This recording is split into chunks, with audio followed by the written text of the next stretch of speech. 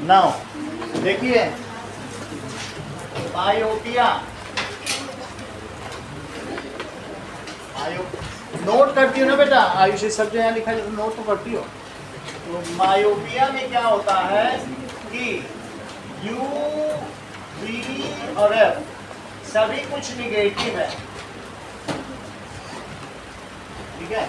इसमें क्या होता है, निगेटिव होते हैं और इसको हमको स्टार दिखाना पड़ता है, तो इसलिए जो u की वैल्यू होती है वो हमेशा क्या होगी, -∞ होगी, सही है। और जबकि हाइपरमेट्रोपिया में क्या होता है, तीनों, इसमें भी u भी निगेटिव और ये भी निगेटिव और ये भी क्या होगा बोलो, ये पॉजिटिव, क्योंकि इसके लिए कौन सा लेंस लगता है, कॉन्वेक्स लेंस, और इसके लिए कौन सा लगेगा, कॉनकेव और कॉन्वेक्स, सही बात है। इतना आपको याद रखना है। और जो हाइपरमेट्रोपिया है वही क्या है, प्रेसबायोपिया हो जाएगा।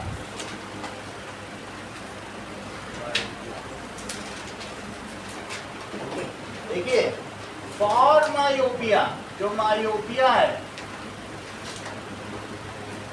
u इज इक्वल टू -∞, और फॉर hypermetropia u is equal to -25 centimetre. और ठीक बात हो गई। जो मायोपिक आई है आपको ये दिया जाएगा, उसका फार पॉइंट होता है, इसमें क्या होता है, फार पॉइंट होगा, नियर पॉइंट कोई बात नहीं करेगा, नियर पॉइंट उसका ठीक है, इंटैक्ट है, तो far point few metres, near point intact. और जबकि इसमें क्या होता है, नियर पॉइंट डिस्टर्ब होगा और इसमें ये डिस्टर्ब होगा। एक जो हमारा चौथा कैटेगरी है, थर्ड तो हमने देख लिया कि age related hypermetropia is called presbyopia, due to that is weakening of ciliary muscles, it becomes loose और क्रिस्टलाइन लेंस बिकम्स स्टिफर, बहुत हार्ड हो जाता है, उसकी फ्लेक्सिबिलिटी खत्म हो जाती है, स्टिफ हो जाता है, कड़ा, दबाया ही नहीं जा सकेगा। तो ऐसी स्थिति में प्रेसबायोपिया क्या है, it occurs due to weakening of ciliary muscles. और दूसरा क्या है बताओ, that is the crystalline lens loses its flexibility, it becomes stiffer, सही है। प्रेसबायोपिया क्या होगा बताइए, प्रेसबायोपिया में that is loosening of ciliary muscles and crystalline lens becomes stiff,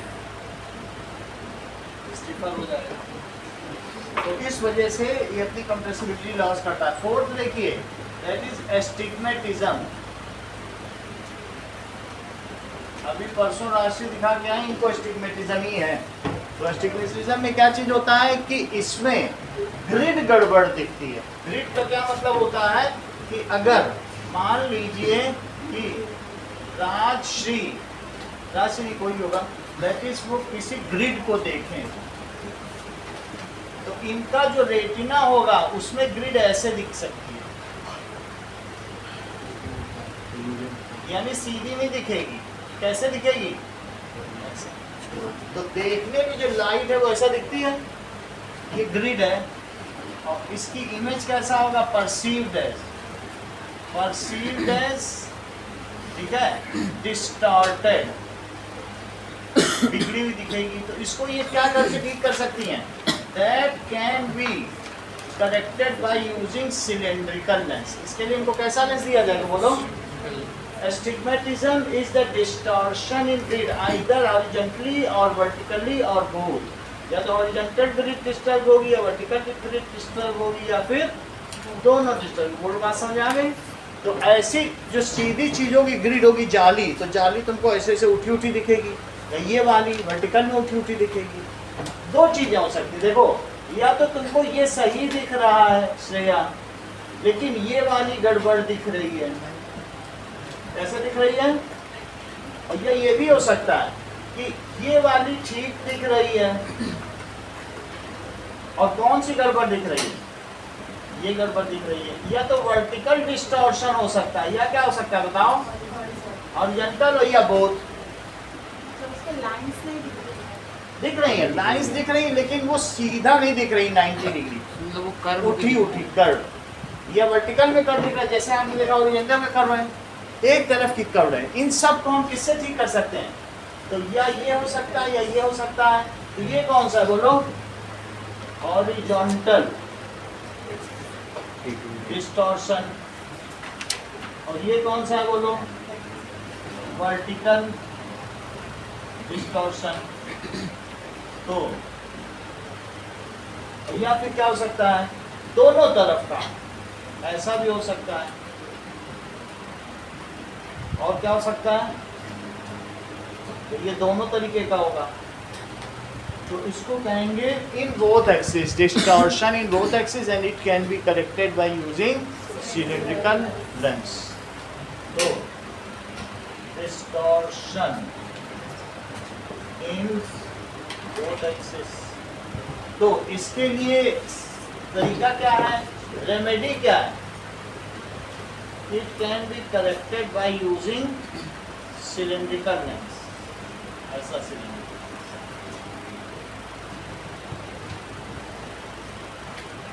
इसको ठीक है। तो हमारी फिफ्थ डिफेक्ट है।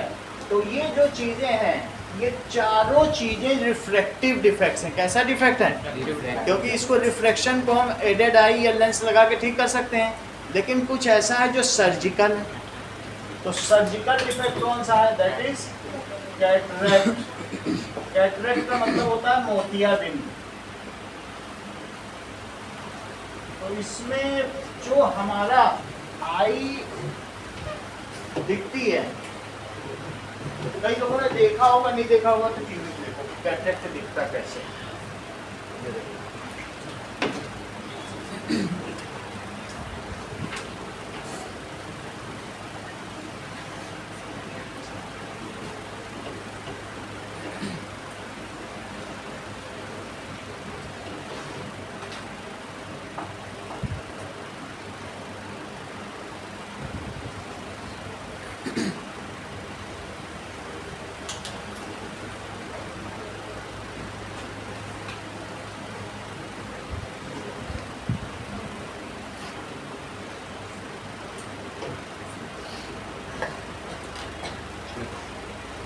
कैटरेक्ट आई,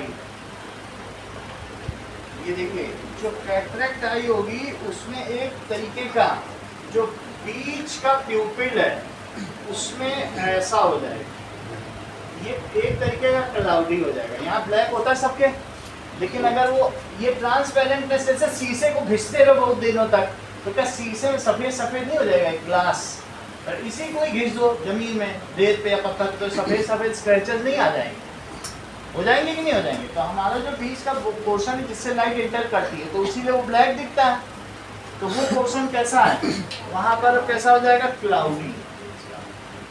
तो इट इज, इसको रिमूव कॉर्नियल सर्जरी के द्वारा, बस इसके ऊपर की लेयर हटा दी जाएगी। सही है, एक छोटी सी सर्जरी है। सो इट अकर्स, ये क्यों होता है? दैट इज, ये सर्जिकल डिफेक्ट है। However, it can be, जहाँ पावर ऑफ एकोमोडेशन है वहाँ की 3 लाइन पढ़ो, यहाँ लिखा हुआ है सब कुछ, क्वेश्चन आएगा। कैटरेक्ट, ये वाली पढ़िए बेटा, निष्ठा पढ़ो, क्या लिखा है? That is at sometimes that is the membrane of corneal membrane. When people grew older, तो क्या होगा? Then corneal membrane, ऊपर की जो झिल्ली है, becomes cloudy and milky, cloudy हो जाएगी। अभी जब लाइट ही ठीक से नहीं जाएगी तो क्या कुछ दिख पाएगा? ऐसे में क्या देख पाएगा कोई? अगर उसी में लाइट नहीं जा रही ऊपर मिल्की मिल्की, तो कुछ लाइट जा पाएंगे? वो तो ब्लर दिखेगा, मिल्की। सो ऑब्जेक्ट अपीयर्स, इसके लिए कैटरेक्ट सर्जरी के द्वारा इस layer can be remove. 15-20 minute की सर्जरी होती है बाई कैटरेक्ट सर्जरी।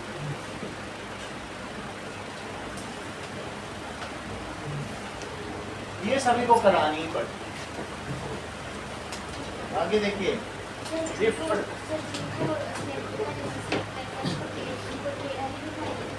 क्या वो इसको फिर करेक्ट कर देगा इसमें। मुझे लगता है सर वो तो राउंड है ना।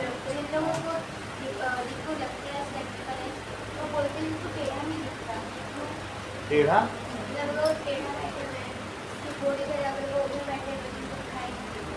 वो चीज मैं देख लूंगा, इसका और वीडियो ठीक है।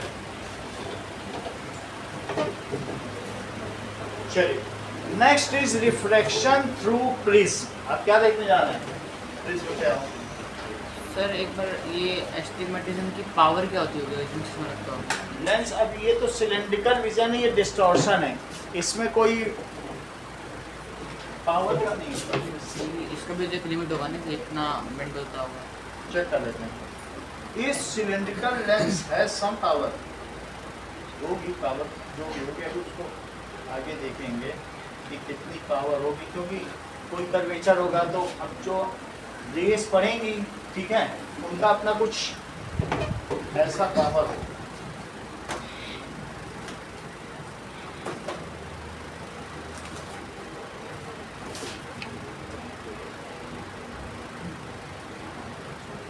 ऐसा कुछ हो,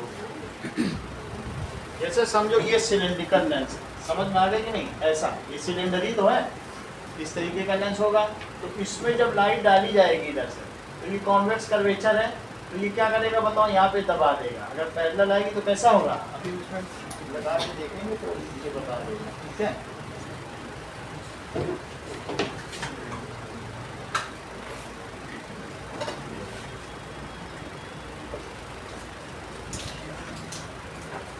तो अगर पैरेलल देखो कोई जहाँ पे मोड़ता है बस उसी को आप मेजर कर लो, उसकी फोकल लेंथ मेजर कर लो, बस उसी को डिवाइड कर दो 1 से, तो क्या पता चल जाएगा? पावर पता चल जाएगी।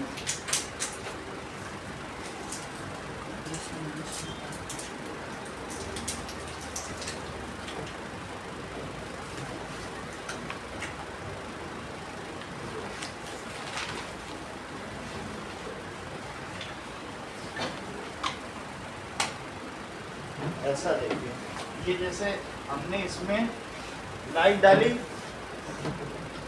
ठीक है, तो अब ये दो हमने चालू कर दी, एक ये और एक ये, तो ये देखो कितनी दूरी पे जा रहा है, तीनों भी चालू कर दी। एक जगह मिल रहा है कि नहीं मिल रहा है? आप देख रहे हो, तो ये जहाँ मिल रहा है वो उसका फोकस हो गया। अब 1/f क्या होता है बोलो? पावर हो जाएगी, तो उसकी पावर आ जाएगी। बस आप उसे मीटर में एक्सप्रेस कर देना तो उसकी पावर आ सकती है। वही चीज़ है, फार्मूला तो वही है, पैरेलल से जहाँ चला जाए वहाँ पावर है। अब सही। अब आगे देखिए, नेक्स्ट इज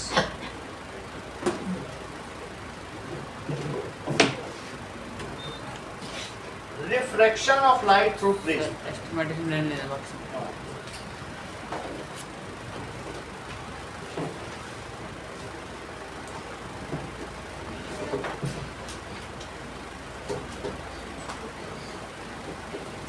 प्रिज्म में क्या चीज होती है? Refraction of light through prism.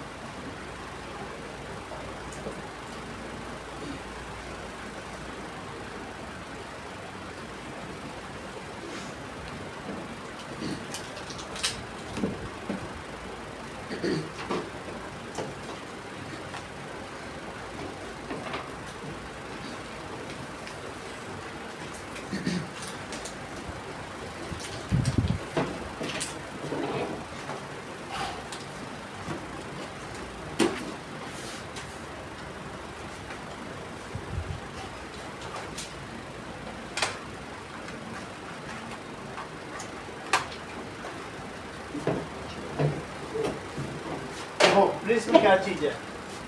Now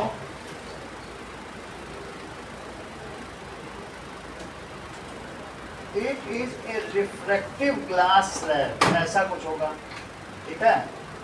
ये ज्योमेट्रिकल ट्रांसपेरेंट ग्लास है, ठीक है, जिसमें क्या होंगी 3 रिफ्रैक्टिंग सरफेसेस हैं। ये सब क्या है बोलो, रिफ्लेक्टिंग सरफेसेस है, और ये ट्रायंगुलर बेसेस है।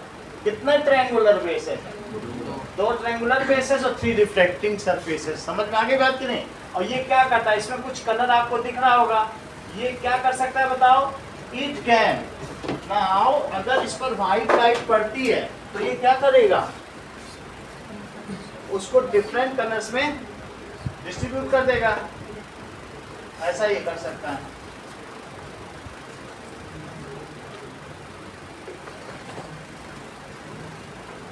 करीब करीब ऐसा, ये देखो, मान लीजिए इस पर व्हाइट लाइट डाली जाए तो आपको लग रहा है कुछ कलर दे रहा है, कुछ दिख रहा है ना, तो ये इस तरीके से कलर दे सकता है। It can make different colours, ऐसा हो सकता है, ठीक है, या फिर ऐसा भी हो सकता है, ये भी एक छोटा प्रिज्म ही है, तो इसमें क्या होगा, ये हाथ में लेने में ऐसे भी आप पीछे भी करते जाएंगे तो ये कलर दे रहा है, ठीक है। सो प्रिज्म के बारे में हम देखें, व्हाट इज प्रिज्म। चलिए, प्रिज्म इज ऐसा, it is geometrical transparent body, ठीक है, हैविंग हाउ मैनी सरफेसेस, बताओ राष्ट्रीय इसमें कितनी सरफेसेस हैं, कितनी फेस हैं, बोलो कितनी है, 5। So it is having 5 faces. चलिए,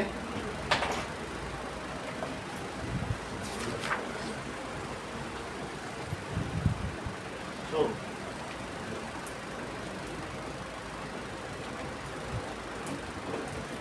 that is, prism is geometric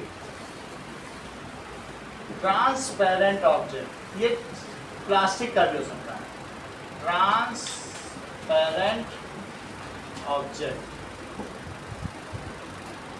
having 3 reflecting surface, और रिफ्लेक्टिंग सरफेस इसकी कैसी है, रेक्टेंगुलर सरफेस है। रिफ्लेक्टिंग सरफेस इसमें देखो कैसी आ रही, इट इज रेक्टेंगुलर,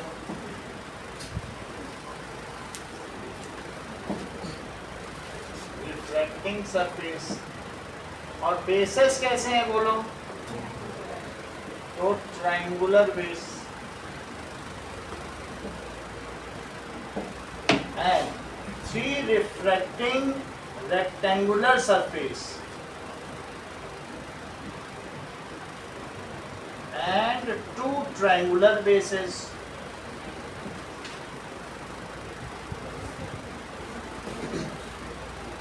ऐसा होगा। अब देखिए कि अगर हम प्रिज्म में लाइट डालें तो क्या होगा,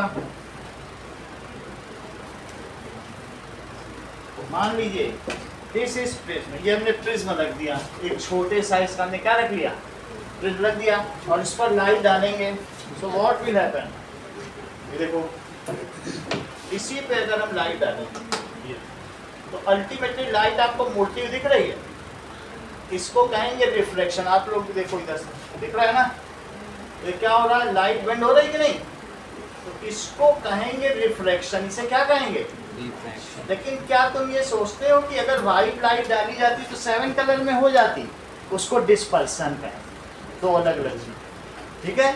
एक चीज है रिफ्लेक्शन, अपवर्तन, और एक है प्रकीर्णन, 2 अलग अलग चीजें, उनको हम देखें। अगर एक ही कलर की डाली गई, इसमें रेड है, एक कलर की है, तो वो सिर्फ उसको मोड़ देगा। अभी पिछले चैप्टर में रिफ्लेक्शन पढ़ा था, तो इसका नाम भी क्या है बोलो, हेडिंग का, reflection of light through prism. तो हमने जैसे यहाँ देखा कि लाइट डाली तो इसका क्या रीजन है, ये क्यों मुड़ी, इस चीज को हम देखने जा रहे हैं, सही है, वो तो गई।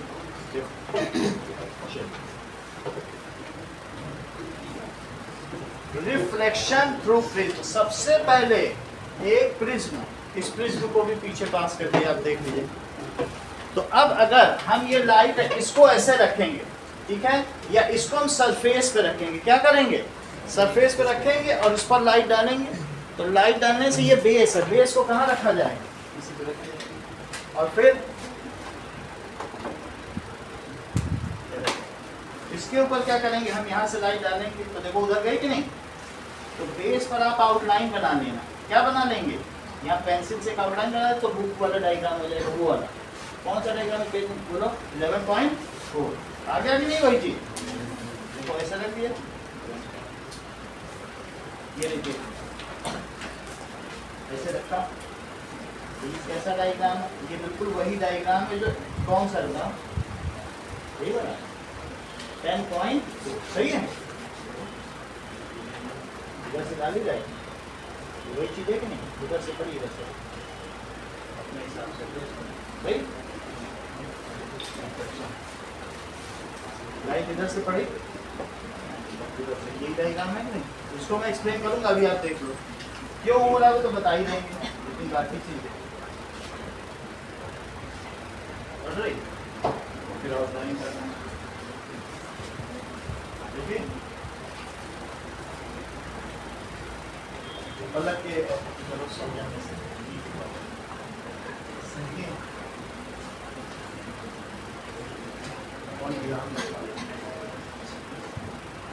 ये तरफ से इनकमिंग लाइट वो कैसी है, दैट इज आउटगोइंग,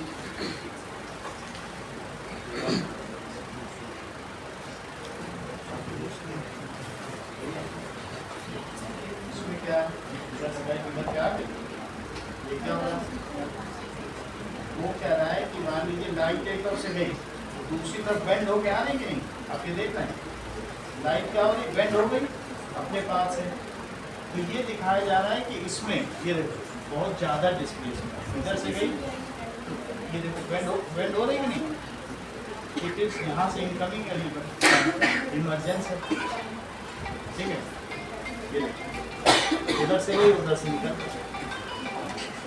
सही है ना, इधर से लाइट आई उधर से बेंड हो गई,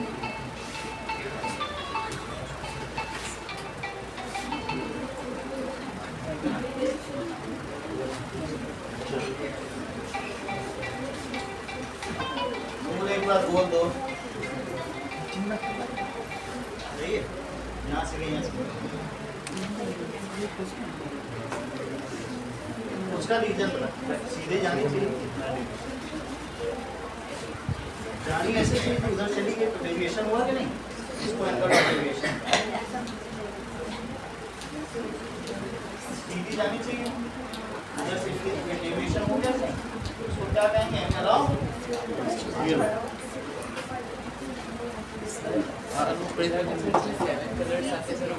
वो भी दिखाएंगे, कलर्स वाला अलग दिखाएंगे। चलो आगे की बात करें,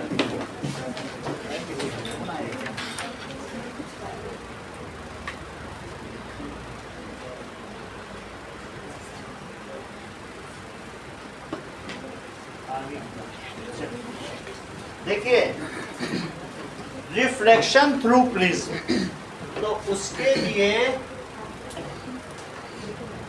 हमने प्रिज्म बना दिया, जो मैंने रखा था प्रिज्म, तो पहले इस पे प्रिज्म रखो और फिर उसको आउटलाइन करो, तो पहले आप प्रिज्म ऐसे रख लो और फिर इस पे आउटलाइन कर लो, क्या कर लो, आउटलाइन कर लो,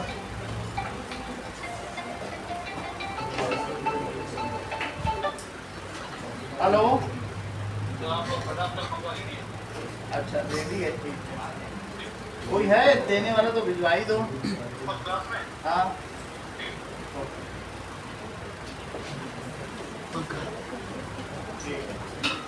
ये फैन दिया था ना सर, अच्छा इतनी बात तुम्हें समझ में आ गई, इसको रख के हमने आउटलाइन कर ली। अब आउटलाइन करने के बाद ना यहाँ से लाइट आई, देखो इधर से लाइट ले ली, वंदना, अब इसके बाद हम क्या करेंगे, यहाँ एक परपेंडिकुलर ड्रॉप करो, नॉर्मल ड्रॉप किया, नॉर्मल ड्रॉप करने के बाद बताओ कि अगर कोई डेंसर मीडियम में चीज जा रही है तो वो सीधी जाएगी कि नॉर्मल की ओर दबेगी कि नॉर्मल से हटेगी, जबकि डेंसर मीडियम नॉर्मल की ओर आ जाएगी, तो that it will bend towards normal. देखो मैंने नॉर्मल की ओर दबा दी, सीधी नहीं भेजी, सीधी जाती तो ऐसी चली जाती, लेकिन क्या सीधी गई? तो ये किधर बेंड हो गई बोलो? It will bend towards normal. दब गई कि नहीं? अच्छा आप बताइए वंदना, अगर ये अब ये रेयर मीडियम में निकलने वाली, तो आपको क्या लगता है कि ये सीधी चली जाएगी या अवे होगी? या ये है नॉर्मल, ये क्या है? नॉर्मल बनाते समय इस बात का ध्यान रखें कि 90 डिग्री पे नॉर्मल हो। ये देखो बिल्कुल 90 लग रहा है, ये भी नॉर्मल कैसा लग रहा है? 90 पे बनाओ, तो ये भी 90 पर है, लेकिन ये सीधी नहीं जाएगी। ये कैसे जाएगी बताओ? It will move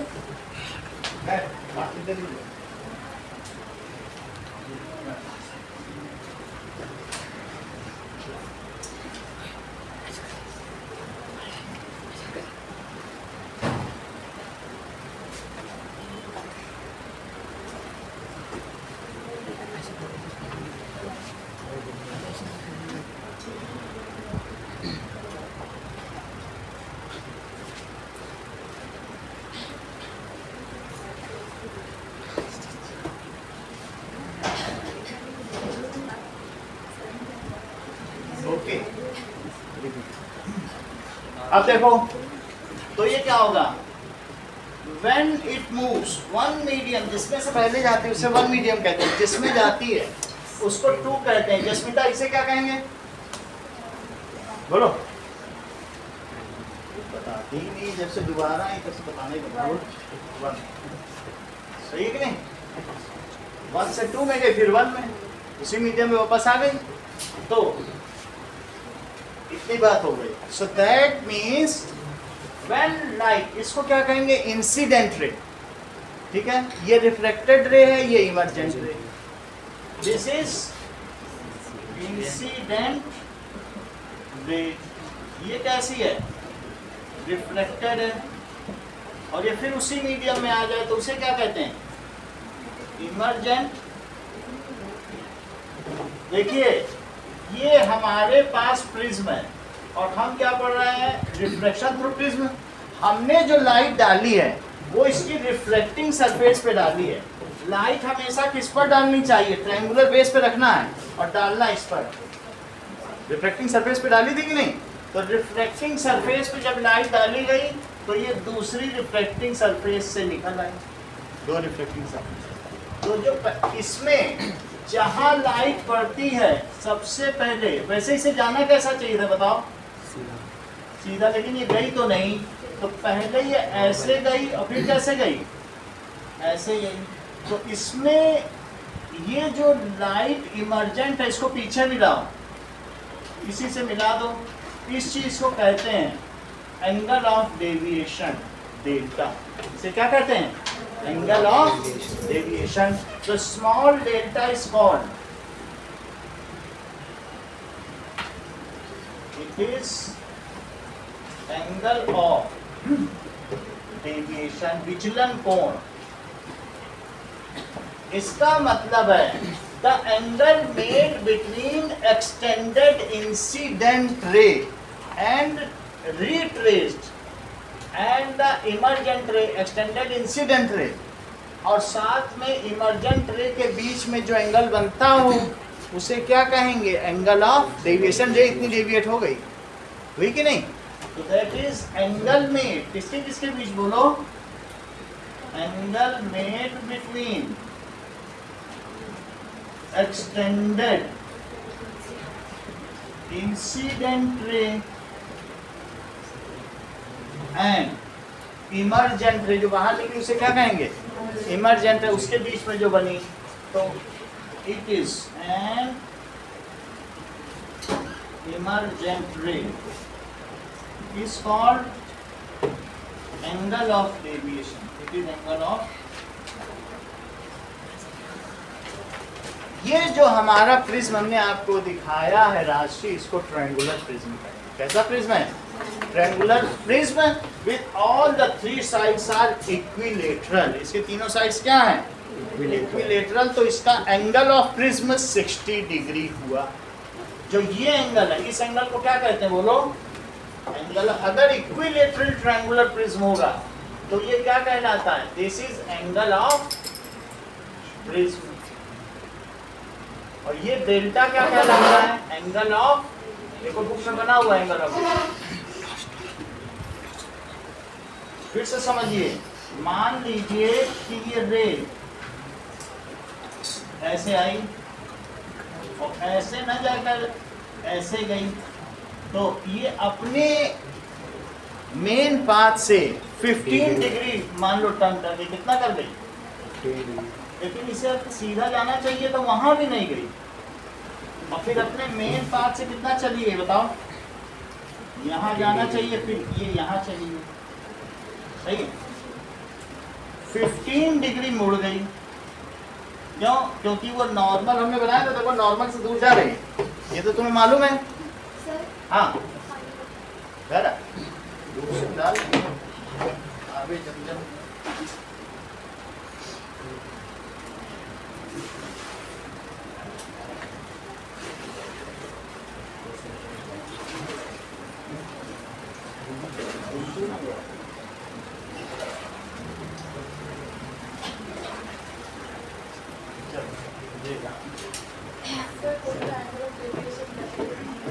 capital D कर। चलो ये मुझे बताओ हर्षिता, इस डायग्राम में एंगल ऑफ डेविएशन क्या होगा? वो तो कर ही लेंगे। आदित्य बताएं। इमरजेंट को पीछे एक्सटेंड करना पड़ेगा। वो तो कर लेंगे। आपसे एंगल ऑफ डेविएशन पूछा जा रहा है।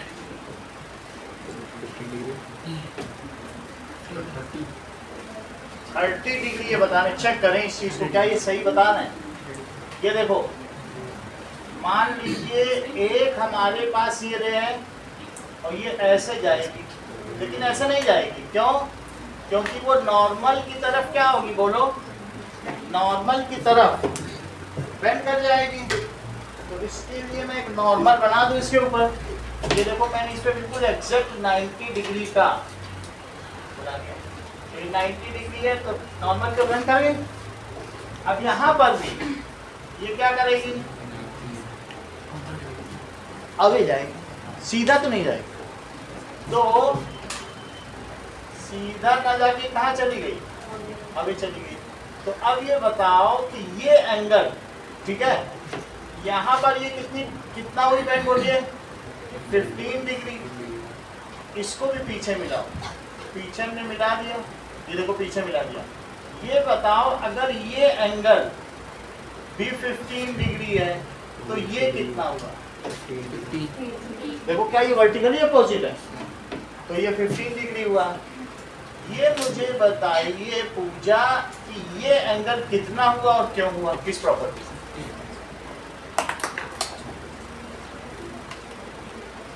मान लीजिए अगर आपको ट्रायंगल दे दिया जाए और उसमें दो एंगल में यहाँ के 15 कर दूं, तो क्या आप मुझे बता पाएंगे कि ये एंगल कितना है, क्यों? हाँ, So 30 degree angle because of interior exterior angle property, that is exterior angle is equals to the sum of interior opposite angles। सही है? तो इसलिए ये 15 है, ये तो ठीक है क्योंकि ये मेन पाथ से पहली बार डेविएशन और फिर ये दूसरी बार deviation. So that is angle of deviation is the sum of angle of deviations at the two refracting surfaces। जो आपका एंगल ऑफ डेविएशन होगा, टोटल एंगल ऑफ डेविएशन होगा दो जगह रिफ्लेक्टिंग सरफेस है। वैसे तो तीन होती है लेकिन यूज तो तुम दो ही कर रही हो। तो angle of deviation is sum of angle of deviations at two reflecting surface. Question आएगा तो कर लोगे आप। एंगल ऑफ डेविएशन, जैसा कि श्रेया बताने कैपिटल टी से, तो डी लिख लो, is sum of angle of deviation at two refracting surfaces। अब आगे बढ़ो। ये तो तुमने बात समझ ली कि प्रिज्म में क्या क्या एंगल होते हैं, एंगल ऑफ डेविएशन क्या होते हैं। अब आगे की बात देखिए कि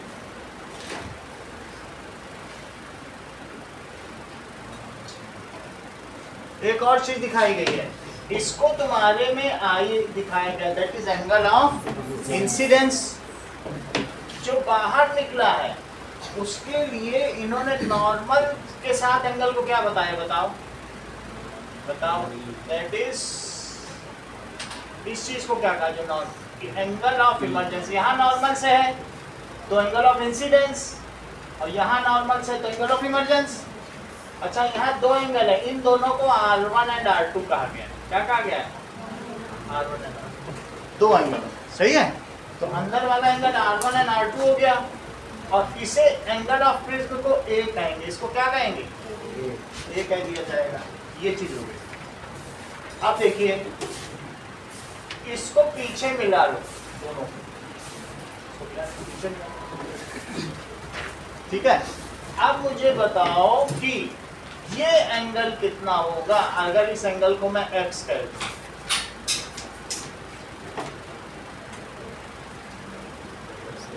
बताओ, ये मुझे बताओ कि R1 प्लस R2 और प्लस एंगल x, ये मिलके कितना होगा इसका एंगल, 180 डिग्री। तो एंगल x कितना हो जाएगा, 180 माइनस R1 प्लस R2, सही है। ये तो x के बारे में बताई। अब पूरा ट्राइंगल लो, ये वाला, ये अब एक क्वाड्रिलेटरल लो। कौन सा क्वाड्रिलेटरल, इसे ले लो ABXC, एक क्वाड्रिलेटरल ले लो। तो एंगल ऑफ प्रिज्म तो A है ना, एंगल ऑफ प्रिज्म को क्या कहोगे, तो इन क्वाड्रिलेटरल ABXC। अच्छा, ये बताओ ये टोटल एंगल कितना है, 90 है, और ये 290, और किसी क्वाड्रिलेटरल के टोटल एंगल सम कितना होता है, 360 होता है। तो मुझे बताइए कि angle A plus angle B plus angle C और प्लस एंगल X, ये कितना हो जाएगा। एंगल A को तो एंगल ऑफ प्रिज्म ही कहेंगे, वो तो 60 डिग्री होगा अगर इक्विलेटरल ट्रायंगल होगा। तो इसको आप लिख लें 60 डिग्री फॉर इक्विलेटरल, और इन दोनों को क्या लिख लें, B और C को, और X को क्या लिख लें बताओ, 180 minus R1 plus R2 that is equal to 360 degree, सही है। बताओ 90 कितना हो गया, 180, और 180 प्लस 180 360 डिग्री, ये 360 डिग्री हो गया, और ये 360 डिग्री कट गया। इसको हम यहाँ पर एंगल A ही लिख रहे हैं, क्योंकि बहुत सारे प्रिज्म आते हैं बाजार में। ये तो मैं ऐसा लाया हूँ, लेकिन बाजार में ऐसे भी आते हैं, 15 डिग्री का जैसा चाहोगे मिल जाएगा। जरूरी नहीं कि इक्विलेटरल हो, ऐसे भी प्रिज्म आएंगे, हमारे पास कई रखे भी हुए, ठीक है। तो अब जरा देखिए, तो इसमें बताओ एंगल A कितना हो गया, angle A minus R1 plus R2 कितना हो गया, 0। तो एंगल A क्या हो गया, R1 प्लस R2। इसका मतलब है ये एक रिलेशन है, angle of prism is equals to the sum of angle of reflection, ठीक है। ये एंगल ऑफ इंसिडेंस है। तो अब इन सब का नाम लिखो, I क्या है बोलो, एंगल ऑफ इंसिडेंस, और I is equals to angle of incidence. B क्या है, एंगल ऑफ इमरजेंस। R1 क्या है, आप अभी तक, R1 is, that is angle of reflection at surface 1, और R2 क्या है, वास्तव में ये जो R2 दिखा रहा हूं ना, R2 एंगल ऑफ इंसिडेंस है, ये दूसरी सरफेस के लिए इंसिडेंस है, रिफ्लेक्शन नहीं है, क्योंकि पहली सरफेस से निकला तो दूसरे में गिरेगा ना। तो वो R2 is the angle of incidence. आप लिखना चाहो तो लिखो, नहीं तो छोड़ दो, जरूरी नहीं, अगले क्लास में देख लेंगे। इतना समझ में आ गया। ये तीन चीज तुम्हारी बुक में तीनों दिखाए, और एक ये है, ये अगर कहीं MCQ आता है तो देख लो, ये तो मैंने समझा दिया ना। अब आगे आइए, that is dispersion of white light by prism। prism is shaped in such a manner that it does a maximum deviation. देखो कितना कर रहा है, कहाँ से रे आ रही थी और कहाँ मोड़ दी. प्रिज्म बनाया ही इसलिए गया है कि ये ज़्यादा से ज़्यादा किसी रे को क्या कर दे, डेविएट कर दे. इसीलिए इसका ये स्पेशल केस.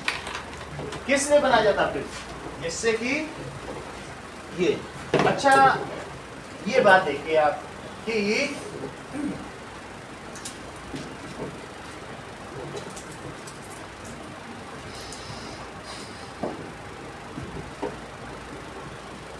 अगर मान लो किसी 4 लोग हैं और 4 लोगों में तुम्हें ये पता करना है कौन बहुत ज्यादा एक्टिव है, तो पहले चारों को कहते हो अच्छा दौड़ के दिखाओ, अच्छा रुक जाओ, अच्छा चल के दिखाओ, कूद के दिखाओ, फांद के दिखाओ, तो सेग्रीगेट हो जाएंगे. उसमें जो एक्टिव है तुरंत पता चल जाएगा.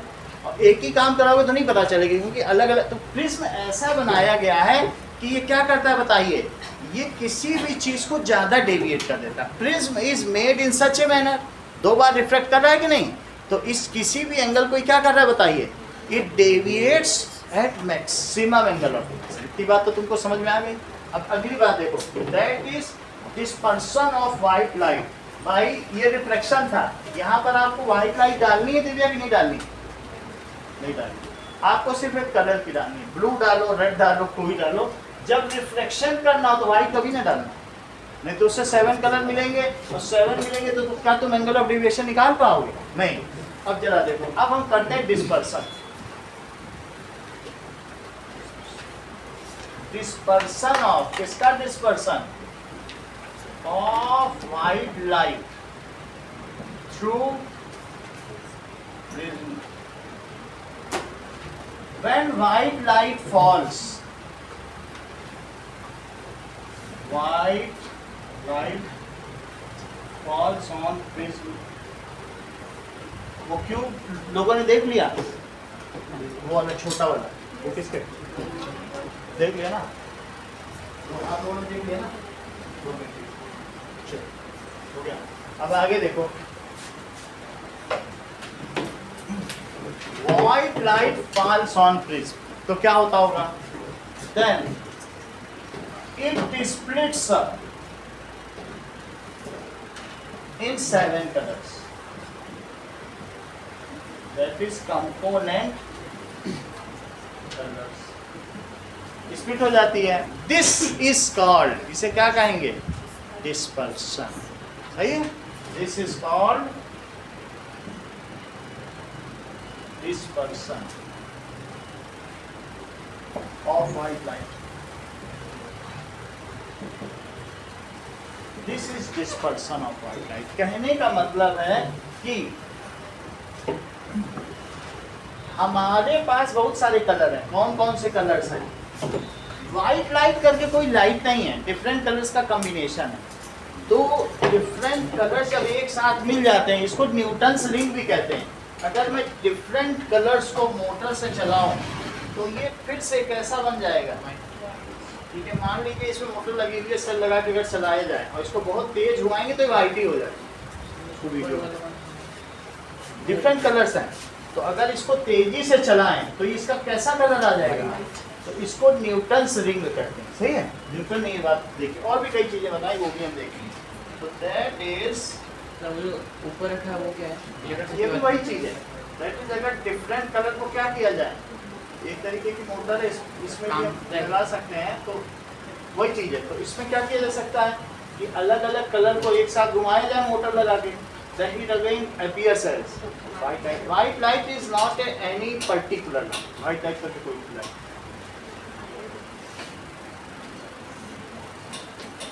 अब देखो हमारे पास कौन कौन से कलर होते हैं लाइट के. तो सबसे पहले वॉयलेट है. वॉयलेट में बहुत एनर्जी है. वॉयलेट में इतनी ज़्यादा एनर्जी है कि इसकी frequency 10 to the power 15 times पर सेकंड करती है ऑसिलेट. चार्ज पार्टिकल ऑसिलेट करते हैं तभी ये लाइट निकलती है, ये तो मालूम है ना. चार्ज पार्टिकल ऑसिलेट्स कहाँ पे ऑसिलेट कर रहा है? सन में. सन एक प्लाज्मा है, वहाँ प्लस और माइनस है, पूरा हाइड्रोजन का है. हाइड्रोजन के सेंटर में प्लस है, इलेक्ट्रॉन तो निकल के भाग चुके हैं, इसीलिए वो प्लाज्मा, सारे इलेक्ट्रॉन भाग चुके हैं. इतनी ज़्यादा एनर्जी है, 10 to the power 7 केल्विन, इतनी बहुत ज़्यादा है, ठीक है। यानी आप कह सकते हैं 10⁻⁷ का मतलब 10 करोड़ केल्विन, इतनी ज़्यादा है, सही है। तो उसमें अब जब चार्ज पार्टिकल एक्सिलरेट करते हैं तो व्हाइट लाइट आती है, हमारे पास पहुंचती है। वो व्हाइट लाइट में कौन कौन से कंपोनेंट है? सबसे पहले वॉयलेट। वॉयलेट की फ्रीक्वेंसी देखो जरा, बताओ अगर यहाँ बहुत तेजी से ऑसिलेट कराएं तो क्या ऐसा बनेगा? तो ये वॉयलेट की फ्रीक्वेंसी सबसे ज्यादा, ठीक है। अब देखो वॉयलेट के बाद क्या बताइए? विबग्योर, फिर क्या आएगा? इंडिगो। इंडिगो। तो इंडिगो की फ्रीक्वेंसी उससे थोड़ी कम है।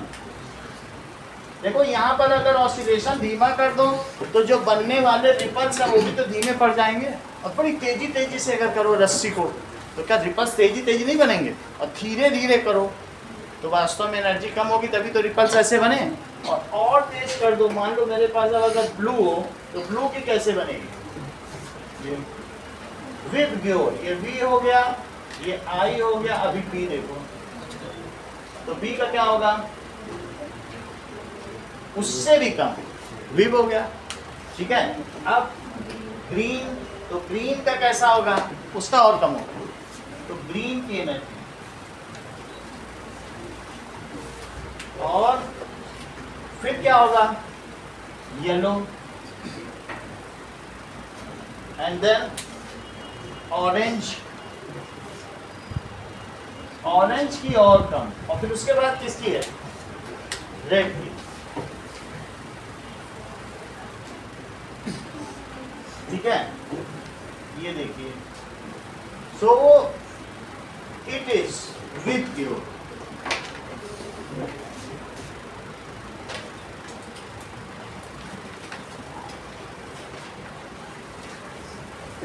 These are, आप ऐसे अगर आपको ये विबग्योर ठीक है, नहीं तो बयानी हपी नाला वो भी चलता है। हिंदी में लोग क्या कहते हैं? बयानी हपी नाला।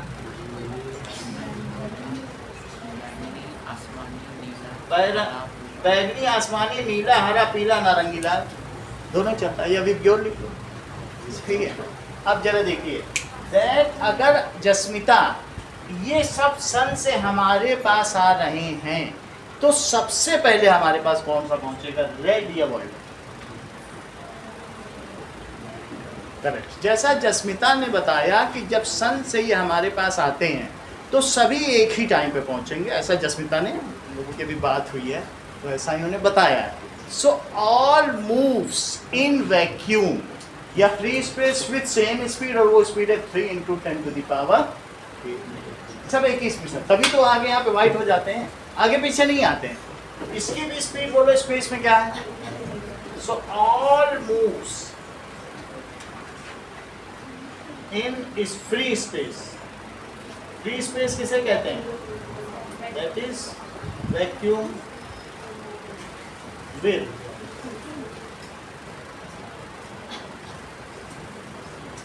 3 × 10⁸ मीटर पर सेकंड। दिव्या, इसमें सबसे ज्यादा एनर्जी तुम किसकी मानते हो?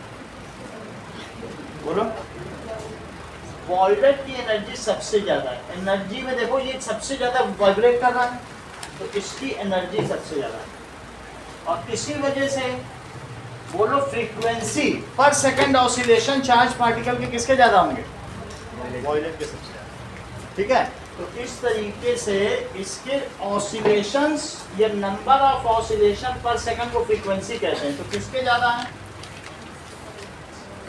That is frequency. इसको न्यू कहते हैं। फ्रीक्वेंसी क्या कहते हैं? न्यू। तो अगर हम देखें तो इसके 10⁻15 हर्ट्ज ऑसिलेशन, और ये घटते घटते कितने हो जाएंगे? 10⁻14 हर्ट्ज, 10 का फर्क, सही है। अच्छा तुम ये बताओ सरोज, इसकी वेवलेंथ तुमको ज्यादा लग रही है किसकी? रेड की वेवलेंथ यहाँ से यहाँ तक कितनी ज्यादा है? तो वेव का मतलब क्या होता है? यहाँ से यहाँ, तो इसको क्या कहते हैं? लैम्बडा। इसको क्या कहते हैं? Wave length. Wave length. और इसका दूसरा नाम क्या है? ग्रीक लेटर है लैम्बडा। तो दैट इज वेवलेंथ। तो वेवलेंथ किसकी ज्यादा है? नीचे, इसको कहेंगे वेवलेंथ।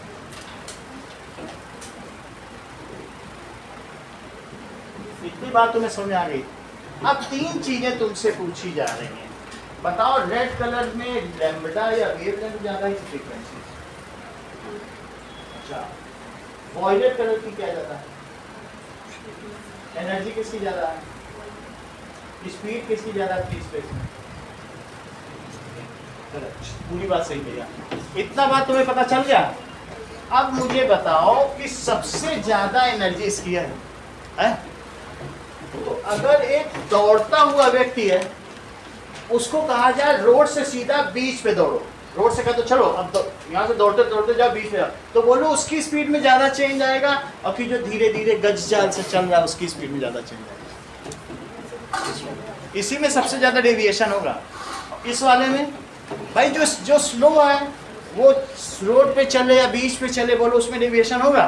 तो red deviates least in prism, while violet deviates more।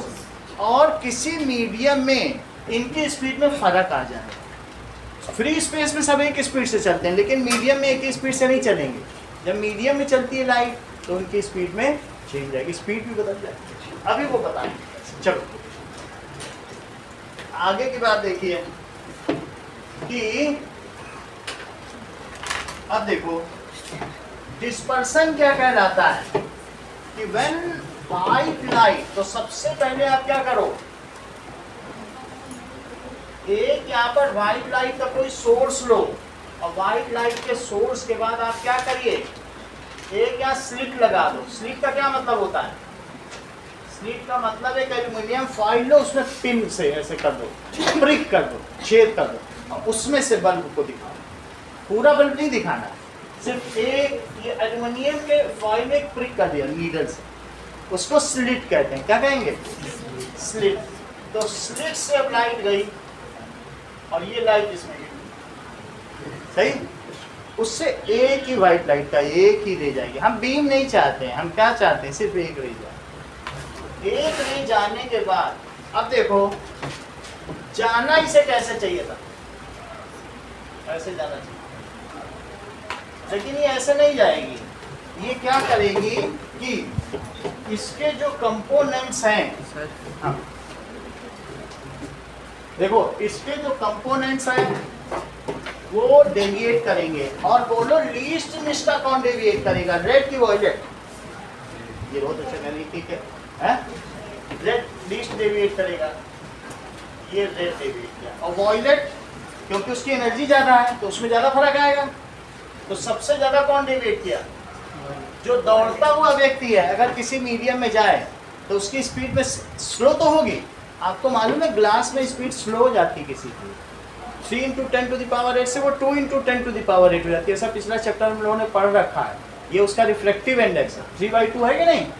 तो वहाँ 3 है और 2। तो ratio of speed of light is only known as reflective index, that is speed in vacuum to speed of medium. यही तो रिफ्लेक्टिव इंडेक्स होता है।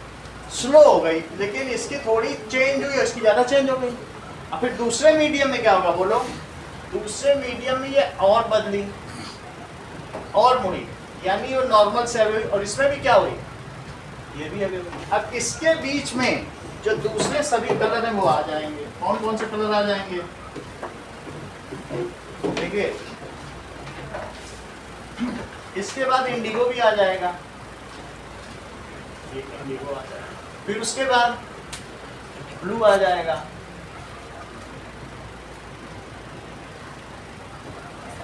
Then green आ जाएगा,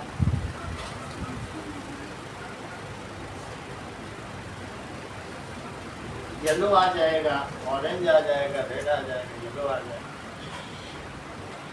ऑरेंज आ जाएगा और रेड आ जाएगा। फिर इसको आप किस में ले लें बताओ? Then it can be taken on screen या पेपर रख दो, और पेपर पे इसको ले लो। तो इसको क्या कहेंगे बोलो? It is called electromagnetic spectrum. इसका नाम क्या पड़ेगा? Electromagnetic spectrum. यानी components of various colours arrange in, ये किस ऑर्डर में अरेंज है बोलो? इंक्रीजिंग ऑर्डर ऑफ वेवलेंथ या decreasing order of wavelength? Increasing और डिक्रीजिंग ऑर्डर, चाहे नीचे से ऊपर देखो या फ्रीक्वेंसी का इंक्रीजिंग, एक ऑर्डर में है कि नहीं है? वो ऑर्डर यहाँ दिखा दिया था। What does it mean by spectrum? Spectrum से तुम क्या समझती हो? स्पेक्ट्रम क्या चीज होती है? ये है स्पेक्ट्रम, और ये क्या है? सही है। और ये देखो इसके कलर में आप ऐसे ऐसे एरो लगा दो। अच्छा, बहुत लोगों को देखा गया है कि जब प्रिज्म का डायग्राम बनाते हैं तो यहाँ से ऐसे ले जाएंगे और फिर उसके बाद ये ऐसे करेंगे। ऐसे नहीं करना, ये सब पैरेलल नहीं होंगे, यहाँ से इनकी दूरी बढ़ती चली जाए। उसी वजह से नहीं तो 3 नंबर का सिर्फ डायग्राम ही आता है, गलत हो जाता है। इनको पैरेलल नहीं रखना, ये दूर होते जाने चाहिए, ये ज़्यादा ध्यान दो। ऐसे नहीं करना कि मान लो ऐसे कर रहे हो फिर तीसरा भी लिया, फिर ये सब पैरेलल बनाया नहीं कि टीचर को मौका मिल गया काटने का, ये नहीं करना, दूर होते चले। ठीक है, तो जितनी दूर स्क्रीन रखोगे उतना बेहतर मिलेगा तुम्हें कलर कंपोनेंट। सही है, समझ में तो आ गई ना? गैप बढ़ता ही चला जाए, क्योंकि पीछे मिलाने पे फिर एक सिंगल पॉइंट पे मिलेंगे कि नहीं, और इस वजह से इसको मिलाने पे सिंगल पॉइंट पे मिलेंगे। ओके, तो इस चीज का ध्यान देना, बुक में इस चीज का ध्यान दिया गया। बुक का डायग्राम देखें, क्या दूरी बढ़ती चली जा रही है? चेक करो। तो इस तरीके से यहाँ पर आप लिखिए what does it mean by spectrum. Spectrum क्या है? और एक बात और बताओ सचिन, क्या इन सब के एंगल ऑफ डेविएशन सेम है कि अलग अलग? अलग अलग मिलेंगे, क्योंकि रेड मिलाओगे तो रेड यहाँ मिलेगा और वॉयलेट यहाँ मिलेगा। सो वॉयलेट इज डेविएटेड मोस्ट और रेड इज डेविएटेड, रेड यहाँ जा रहा। इतनी बात तुम्हें समझ में आ गई? वॉयलेट, अगर वॉयलेट मिला, वॉयलेट यहाँ मिलेगा ना, और रेड यहाँ मिलेगा, ये यहाँ मिल जाएगा, तो एंगल बदल गया कि नहीं? सही है। So that means what does it mean by spectrum? When white light passes through prism, then it splits into different colors. This is called dispersion of white light. किसके द्वारा? Through prism. तो prism के द्वारा white light को हमने disperse कर दिया। सही बात है। चलो, what does it mean by spectrum? Component of white light, taken on screen. इस पर लिया जाए, स्क्रीन ना हो तो पेपर भी लिख सकते हो, या पेपर इज कॉल्ड, किस ऑर्डर में? इन इंक्रीजिंग और डिक्रीजिंग ऑर्डर ऑफ वेवलेंथ। ज्यादा लेना देना, बस एक तरीके से इंक्रीजिंग और डिक्रीजिंग। यह देखो, ये इंक्रीजिंग ऑर्डर ऑफ वेवलेंथ, ऐसे देखोगे तो डिक्रीजिंग। इन इंक्रीजिंग और डिक्रीजिंग ऑर्डर ऑफ वेवलेंथ इस कॉल्ड, इसे क्या कहेंगे? Spectrum. It is called spectrum. इतनी बात हो गई।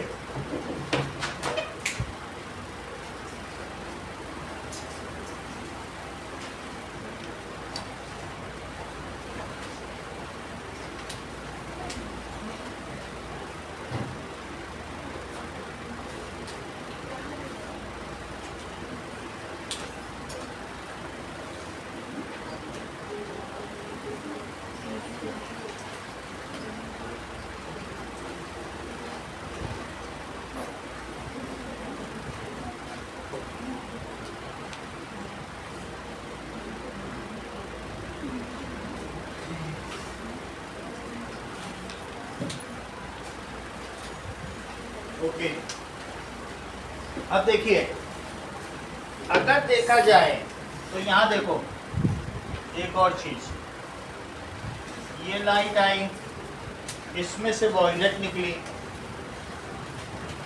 वॉयलेट ज्यादा डेविएट की और रेड कम डेविएट की। फिर रेड ऐसे चली गई पैरेलल नहीं बनाना है। और फिर वायलेट कैसे चलेगी, ऐसे चलेगी, सही है। थोड़ा सा गैप देके बनाना। लेकिन इसका ओरिजिनल पाथ क्या था, ये देखो, ये इसका ओरिजिनल पाथ। तो इसको रेड को पीछे मिलाओ स्नेहा कुमारी, तो तुमको ये बताओ रेड को अगर मैं पीछे मिलाऊं और इसका एंगल ऑफ डेविएशन देखो, अब वायलेट को भी मैं पीछे मिला रहा हूँ, तो आप मुझे बताइए आपको किसका एंगल ऑफ डेविएशन, ये वायलेट यहाँ मिलेगा और रेड से तो पहले ही मिलेगा, यहाँ मिला, ठीक है। तो इसमें देखो रेड का एंगल ऑफ डेविएशन लेस है और वायलेट का कितना है, ज़्यादा। Violet deviates more than red. बात समझ आ गई कि नहीं, इस चीज़ को देखो।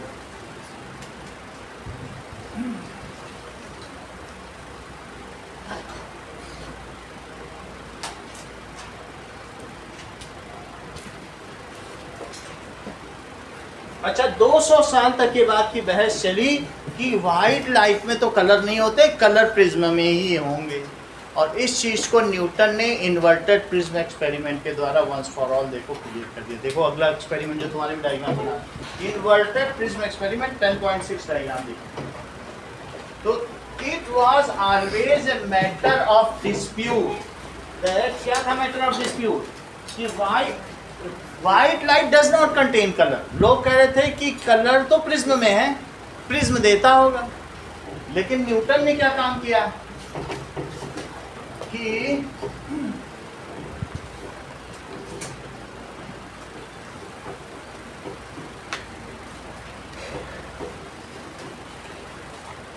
चलो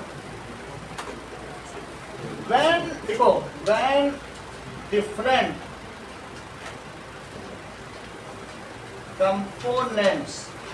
different components of colors travel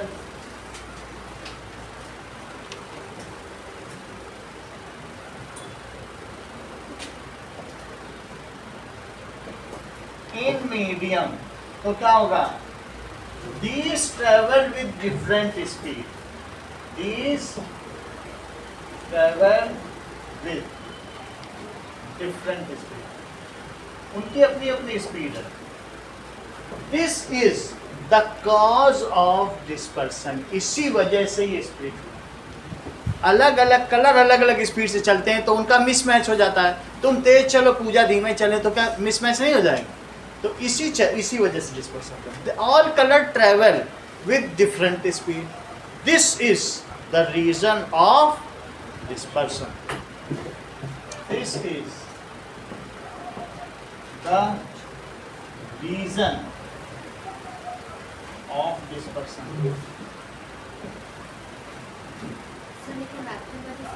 vacuum में सेम स्पीड से चलते हैं लेकिन मीडियम में डिफरेंट स्पीड से चलते हैं, तो होता डिस्पर्सन सब में से। मैं ये नहीं कह रहा हूँ, अगर तुम्हारे पास ग्लास स्लैब भी है तो भी तुम इसको कभी कभी तुमने देखा होगा कि थोड़ा बहुत इसमें भी कलर दिखता है, या नया तुम स्केल लेके आते हो उसमें भी डिस्पर्सन हो ही जाता है, नए स्केल में होता है कि नहीं।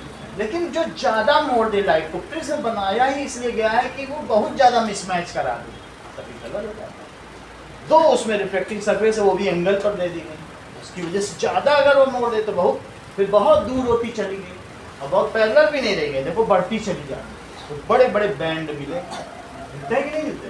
तो दैट्स वाई ये जो मिसमैच हो जाता है। अब आगे देखो, रेड लाइट का कैसा कलर है बोलो, red light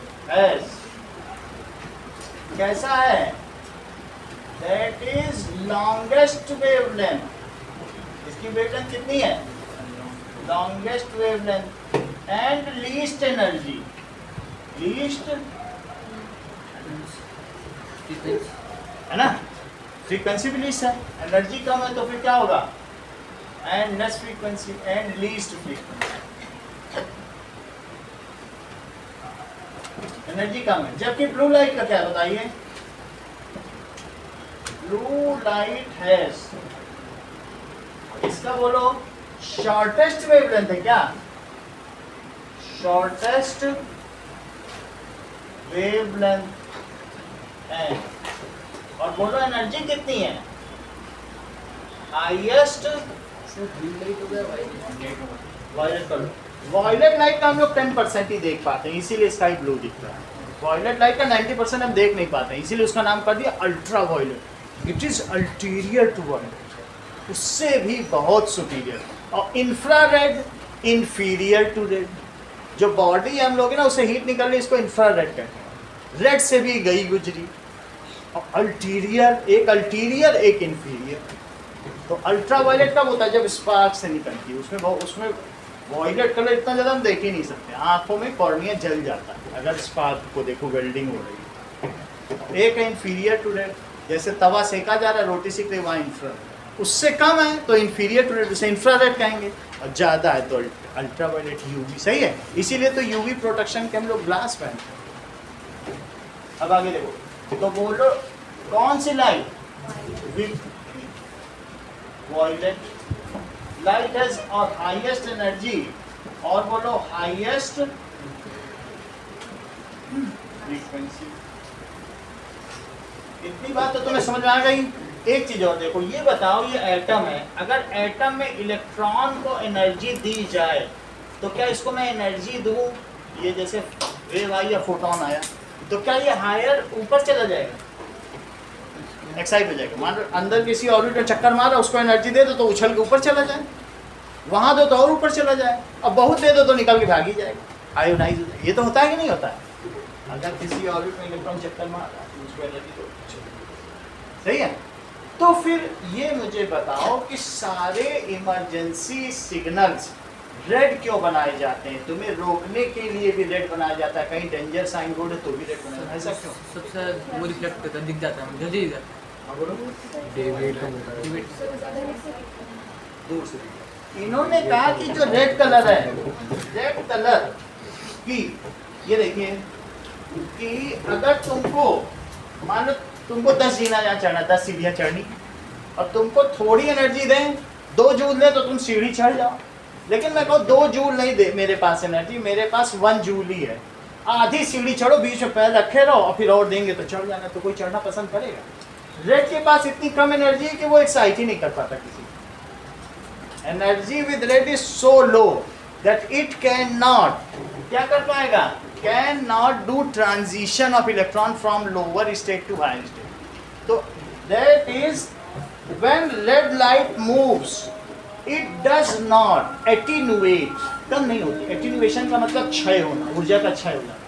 when red light moves it does not lose energy, ये क्या नहीं करती बोलो? It does not lose energy, so travels a longer distance. अभी इन्होंने बिल्कुल क्लियर बात कही, हैंस ये दूर से दिख जाती है। जबकि जब तुम बहुत पास चलोगे तब वहाँ ग्रीन सिग्नल दिखेगा, लेकिन रेड है तो दूर से दिख जाएगा, या रेड साइन बोर्ड है तो दूर से दिख जाएगा। तो इसलिए रेड लाइट की जो वेवलेंथ सबसे लॉन्गर है, वो चलती भी लॉन्गेस्ट है, उसकी एनर्जी कोई लेता ही नहीं है। जिसके पास ज़्यादा माल हो, ज़्यादा पैसा हो, तो 10 लोग छीनने को तैयार हैं। जिस इलेक्ट्रॉन से ये टकराएगा वॉयलेट, उसकी एनर्जी ले लेंगे, लेकिन रेड की कोई लेगा? रेड तो अगली ही स्टेट में एनर्जी लेवल जानते हो ना, दैट इज KLMN शेल होती हैं, तो वो किसी की जो लोवेस्ट सेल है उससे K से L कोई नहीं पहुंचा पाता। तो जब नहीं पहुंचा पाएगा तो कोई लेगा उसकी एनर्जी, तो चलता चला जाएगा अपनी कोई एनर्जी से साथ में, सही है। तो दैट इज, क्या क्वेश्चन आएगा आपके में? ऐसा क्वेश्चन नहीं आएगा, रीजन तो बता दिया, that why the emergency sign boards और that is the stop light is in red. ये क्वेश्चन आएगा कि why the emergency sign board and stop light of signal is of red color. Red color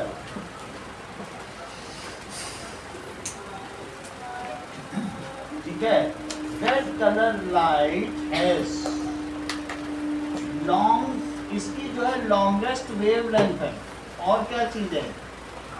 and least energy, इसकी कैसी energy है? Least energy है। So which does not interact with molecules present in air. Air में बहुत सारे molecule है, CO2 H2 ये सब है, H2 भी है, O2 भी है, N2 भी है, वो सारे मॉलिक्यूल इससे कुछ नहीं लेते, तो वो इट डज नॉट इंटरेक्ट, उनके साथ ये भिड़ती ही नहीं है, चुपचाप निकल जाएगी। Does not interact with gaseous particle in air, in air इतनी कम एनर्जी है, हैंस फार रीचिंग, और इसीलिए क्या दूर तक जा सकती है, hence far reaching, so can be observed from a good distance farther, so can be noticed from far, दूर से दिख जाएगी। तो इसीलिए दिस इज द रीजन। हाँ ये लेस स्कैटर होती है, लेस स्कैटर, अभी हम स्कैटरिंग बताएंगे तो ये भी बताएंगे स्कैटरिंग का भी रीजन। चलो अगला सवाल देखिए, दैट इज, अब अगला क्वेश्चन बताया गया है, नाउ नोट है कि some of the, it was always matter of dispute that components of colours are within prism. ये हमेशा साइंटिस्ट के बीच में क्या रहा, विवाद का विषय रहा, ये अलग है। इट वॉज ऑलवेज 200 साल तक इस पर विवाद चला, ए मैटर ऑफ डिस्प्यूट। क्या था, that white light does not contain component colours, it is in prism, that white light does not contain component colors, it is in prism. Newton resolved this dispute once for all by using inverted prism experiment. तो Newton ने resolve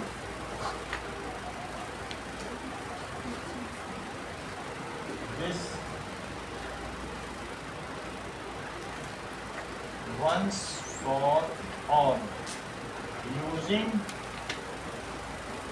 inverted prism। इन्होंने क्या किया कि एक prism के opposite एक दूसरा प्रिज्म रख दिया,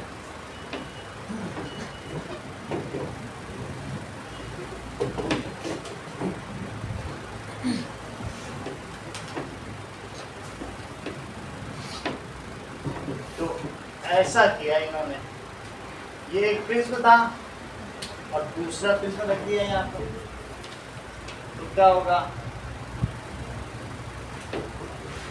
इसी के पास ये देखो बुक में तुम्हारे बना हुआ है, तो उससे क्या होगा बोलो, इन्वर्टेड, ठीक है।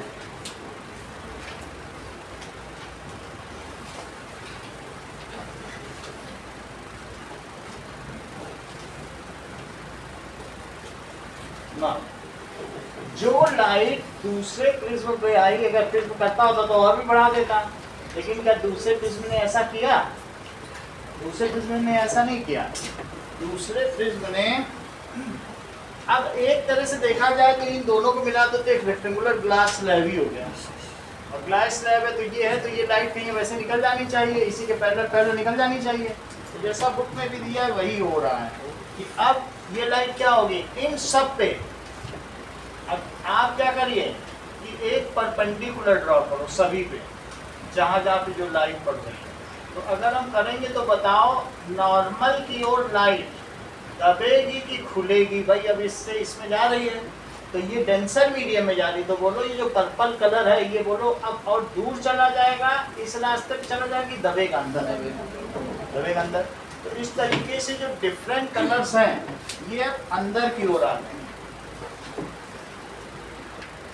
देखो दब गया कि नहीं अंदर। और इसी तरीके से ना जो डिफरेंट कलर्स हैं वो एक जगह पर, अब देखिए रेड कैसा हुआ, रेड भी दबेगा तो ये कहीं एक जगह ही दब जाएंगे, ये भी दबेगा तो थोड़ा सा इनको एक ही जगह मिला देते हैं, ऐसा दबाया जाए कि एक तरफ ही मिल जाए। देखो जैसा बुक में वैसा ही है, तो ये दबा, थोड़ा थोड़ा बीच का कर लो, ये इतना कर लो और इसको कैसे कर लो, तो अपने पास से तो दूर होगा, जैसे यहाँ नहीं जाएगा, ऐसा नहीं कि अपने रास्ते चला जाए, लेकिन दबेगा। अब तो थोड़ा सा डेविएट हुआ, ये स्टेज ये कैसा होना चाहिए, अंदर को दबा हुआ होना चाहिए। एक ये बना लो, एक ये, ठीक है। बहुत ज़्यादा वैसे आपको नॉर्मल करके तो मैंने बता दिया, करने की जरूरत नहीं, बट आपको पता तो चल गया ना कैसे होना। अभी इन सबको क्या करो, एक जगह मिला दो, ये मिल गया, और उसके बाद डिफरेंट कलर ला के एक ही जगह मिला दो।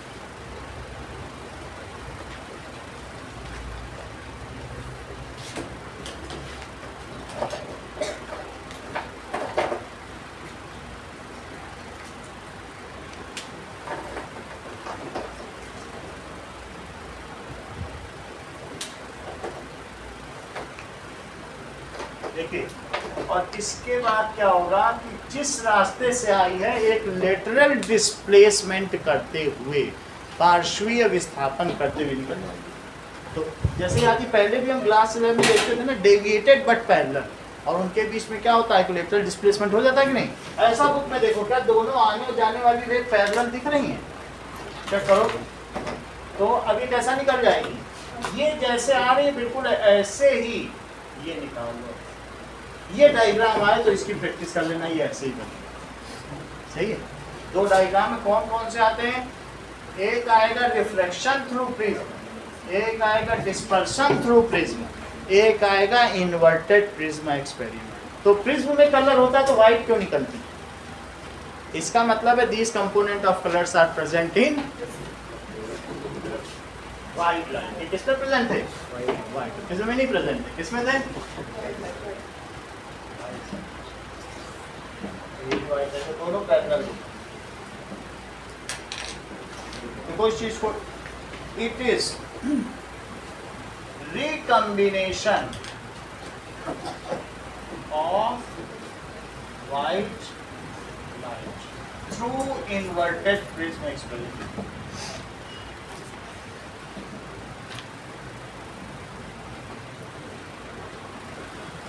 ठीक है।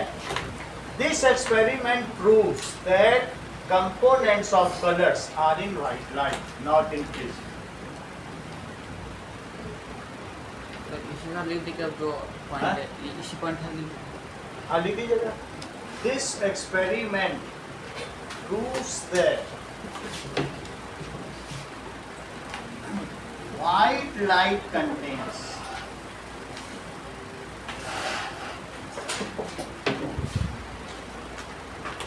component colors, not prism। अब इन दोनों को, जो दो एक्सपेरिमेंट कराए गए, वीडियो में देखो।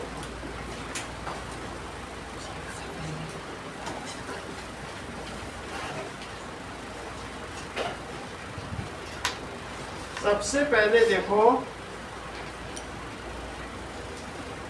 Refraction through prism. रिफ्रैक्शन में व्हाइट लाइट ही डाली जाती है, एक कंपोनेंट डाला जाता है, तो फिर उससे हो जाएंगे, तो फिर रिफ्रैक्शन आगे देखो। इसको स्क्रीन पे देखेंगे तो भी वाइट ही रहेगी, व्हाइट ही है, वो स्क्रीन पर ही तो था। दिस इज, ये देखो by eye if we place this prism ये कहीं पर further down. जहाँ Over मिलेगा here, मिला। it's clear that there's changing color across the width of the beam. If you really want to make a beam of white light from this color spectrum, आगे हम देखते हैं rainbow formation. मतलब topic क्या है, rainbow formation.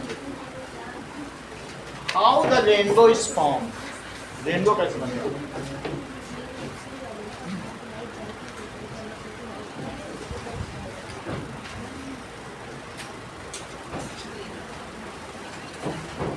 देखो, when sun is behind us, अगर सन हमारे पीछे हो and it is raining, then we see the colorful spectrum, semicircular spectrum in sky. This is called rainbow. तो रेनबो क्या है? That is it is a beautiful natural phenomena of band of 7 colours formed in sky. होता है कि नहीं? इसको इंद्रधनुष कहते हैं।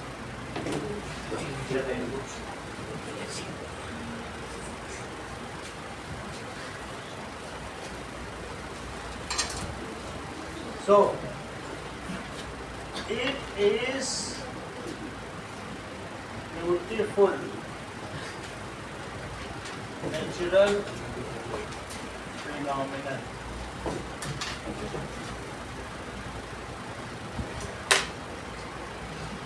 of 7 band of colors in semicircular arc.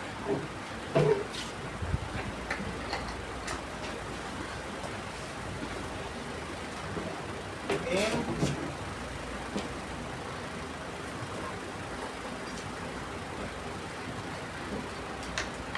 formed in sky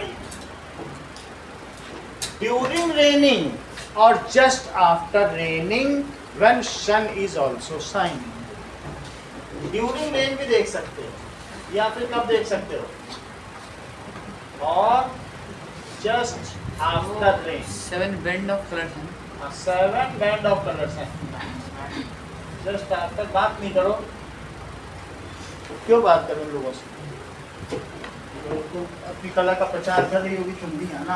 हाँ, मेरी अदर पर ऐसी लगी, वहाँ जाना ना, वही कर रही है और क्या करेगी?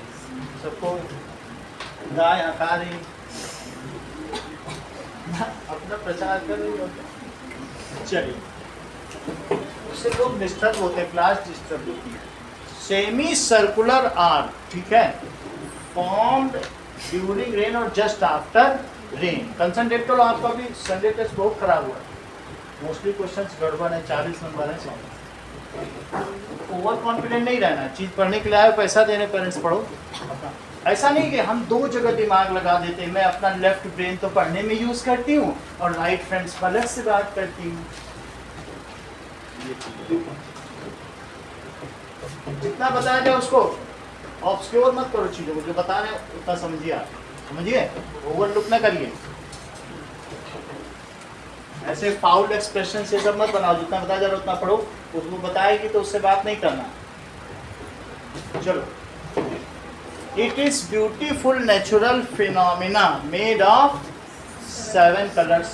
7 बैंड ऑफ कलर्स है, वो कितने कितने डिग्री पर बनते हैं बताओ? जो सबसे नीचे वाला है वो कितने डिग्री पर बनता है और सबसे ऊंचा वाला कितने डिग्री पर बनता है? चलिए, अब हम देखेंगे कब होता है। ड्यूरिंग रेन और just after rain when sun is also shining.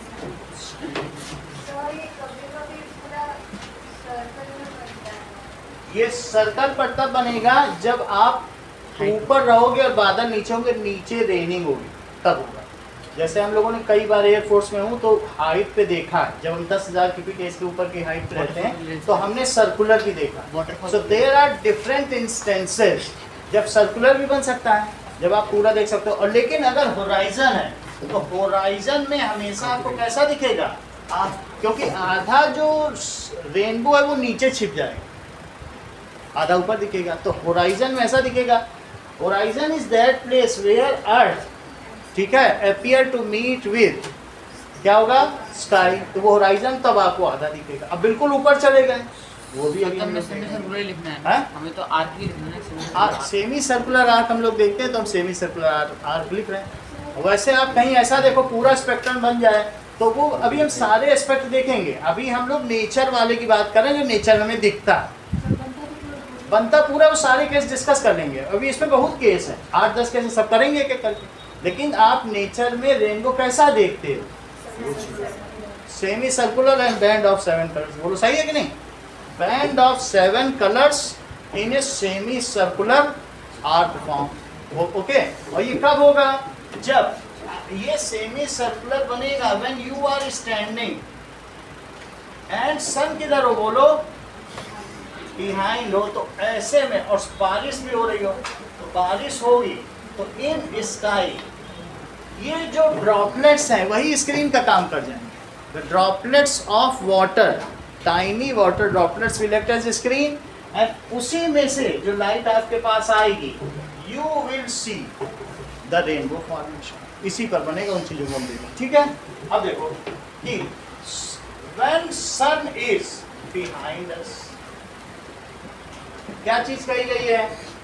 What is the condition of rainbow formation? Condition देखो,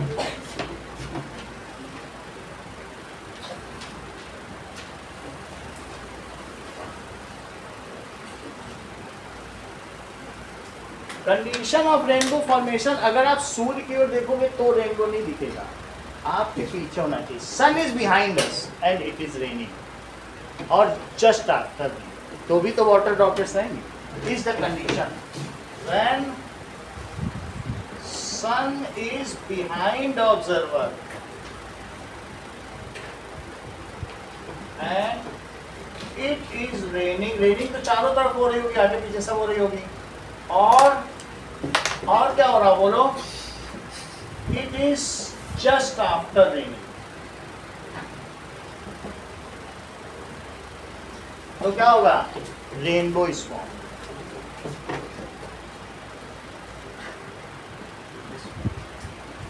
जो रेनबो फॉर्म होगा उसमें कौन कौन से कलर होंगे? अगले पेज पे देखो तो आप इसमें क्या देख रहे हैं बताओ? सबसे नीचे कौन सा कलर है और सबसे ऊपर कौन सा कलर है?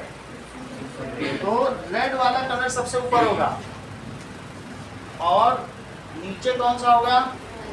वॉयलेट होगा। ये 40 से 42 पॉइंट, जब तुम आंख उठाओ 40 डिग्री पे वॉयलेट और फिर आंख उठा के 42.5 पे ले जाओगे, वहां पे खत्म हो जाएगा। क्या तुमको ऐसा कभी लगा है कि दो रेनबो फॉर्म हुए? Yes sir. एक रेनबो और उसके ऊपर दूसरा, उसके पीछे होता है। तो दूसरे रेनबो का एंगल बताओ। यस, उससे थोड़ा और ऊपर चले जाओ तो 52 डिग्री से 54.6 डिग्री पे दूसरा दोनों भी रेनबो। जो अदिति बात कर रही हैं वो प्राइमरी रेनबो और सेकेंडरी रेनबो की बात। प्राइमरी रेनबो का भी हमने एंगल बताया, क्या बताया? सही 42.5। तो ये अभी प्राइमरी रेनबो कैसा बनेगा बताओ?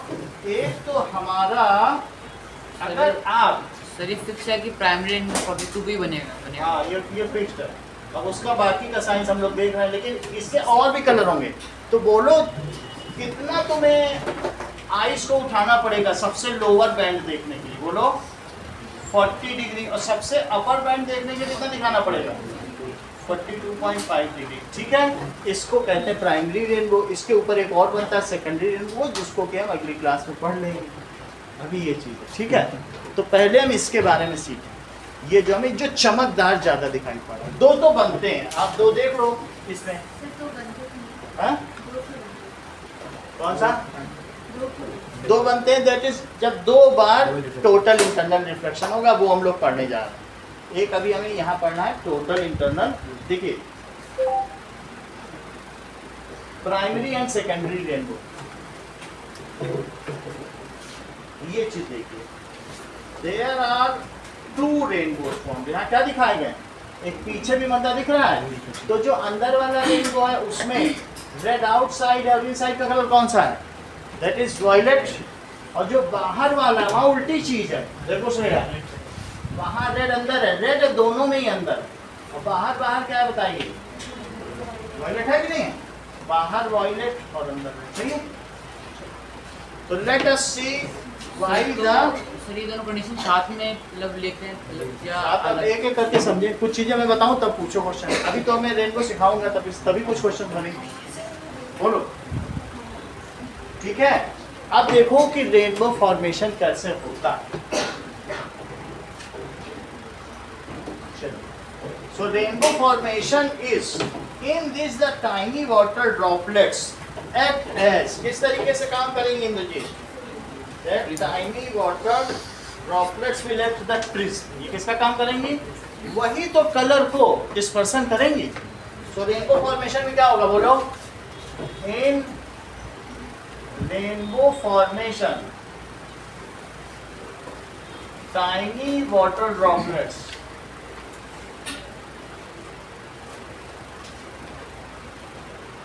acts as prism।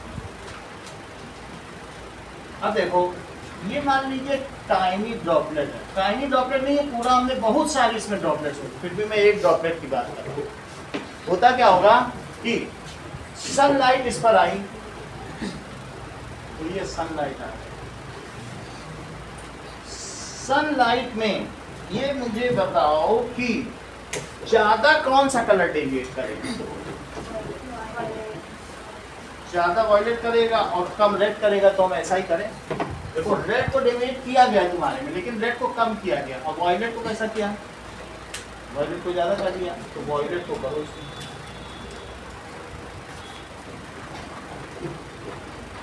ठीक है, अब देखो वॉयलेट को इसमें ज्यादा करो, ऐसा कर दिया, सही है। इसके बाद अब हम लोग देखेंगे कि यहाँ तक की बात हो गई, अब आगे क्या होना है, क्योंकि तो ट्रांसपेरेंट है, ये वाटर ड्रॉपलेट, ये चीज क्या है, वाटर।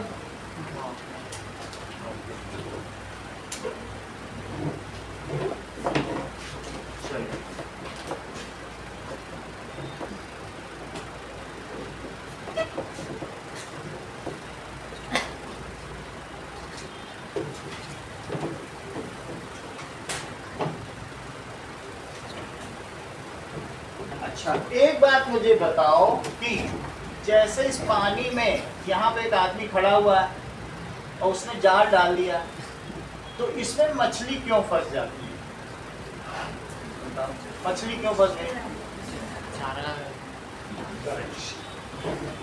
ये बहुत बड़ी बात इन्होंने कह दी कि मछली इसलिए फंस गई क्योंकि उसको सिर्फ कोनिकल इसका ही दिखता है, उसको ऑब्जर्वर दिख ही नहीं रहा।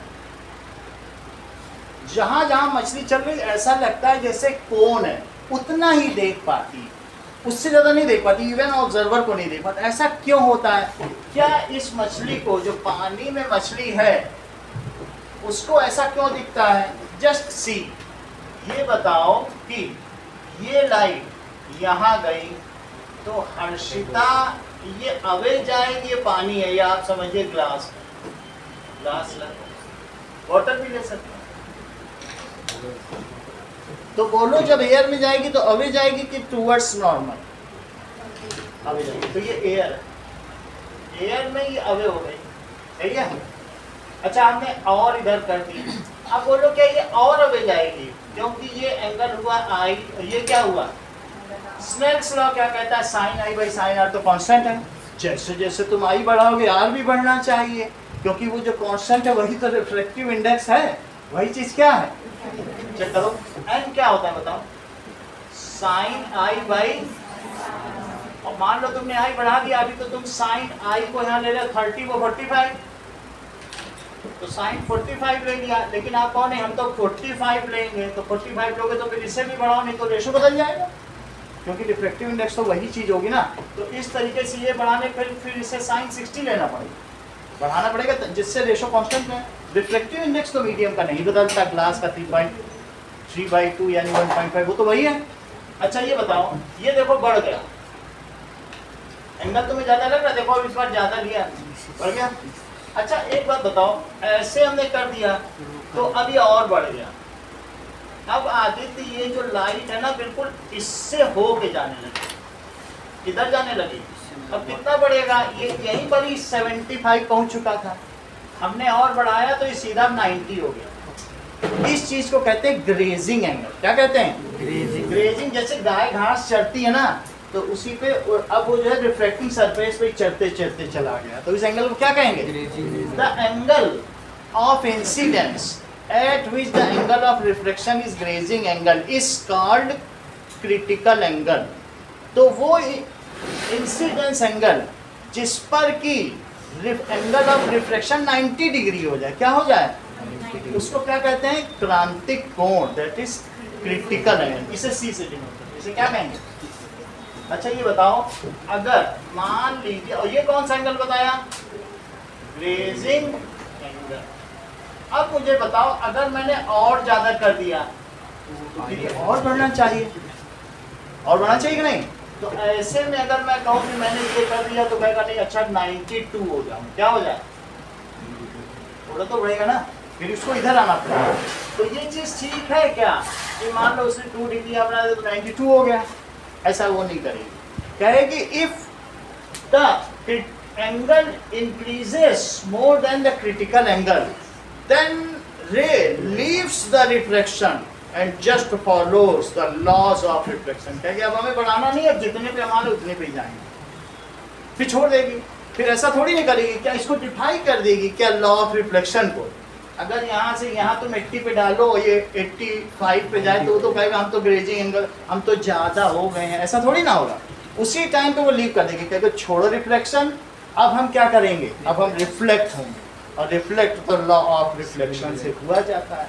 उस चीज़ को क्या कहते हैं, इस चीज़ को कहते हैं पूर्ण आंतरिक परावर्तन, टोटल इंटरनल रिफ्लेक्शन, जिसका यहाँ यूज होने वाला है, इसीलिए हमें याद रखना पड़ा। असली चीज क्या है, समझ में आई बात कि नहीं। इफ एंगल, पहले समझो क्रिटिकल एंगल क्या है, उसकी डेफिनेशन लिखो, फिर लिखो TIR क्या। TIR में ऐसा नहीं होगा, क्या होगा बताओ,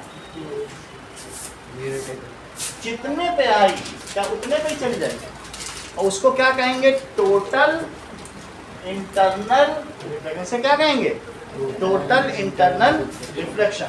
अब जरा इस चीज पर एक वीडियो देखो, टोटल इंटरनल रिफ्लेक्शन करके तो आगे चलो। Total internal reflection, Total internal reflection.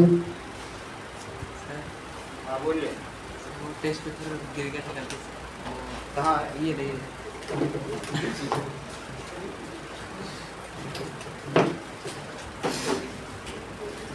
किसका कैरियर है?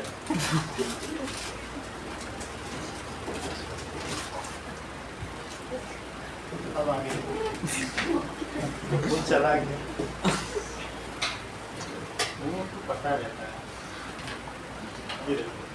ये है हमारे पास एक लेजर लाइट, ये है हमारे पास। में समझ में आ गया ना टोटल इंटरनल रिफ्लेक्शन क्या होता है। चलो, what is critical angle, critical angle क्या चीज होती है।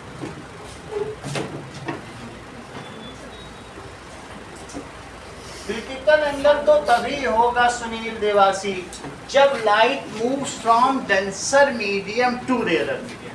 ये अवस्था कब आएगी, लाइट कहाँ से कहाँ चले, डेंसर से रेयरर, तभी हमें जाएगी, तभी ये सब काम होगा। When light moves from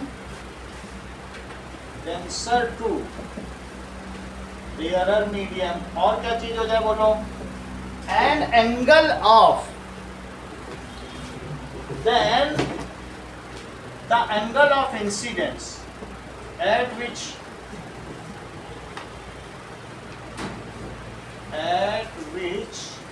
angle of reflection क्या हो जाए,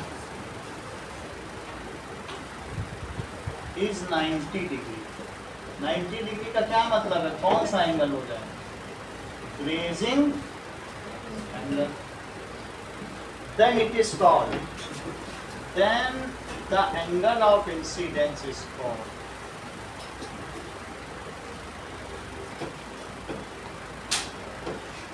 क्रिटिकल एंगल। ना अब देखिए, इसको C से डिनोट करते हैं। What is total internal reflection क्या होता है,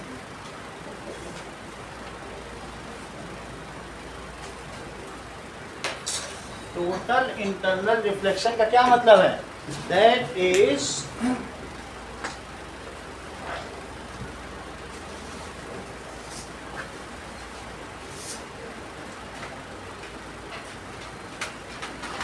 ये देखो,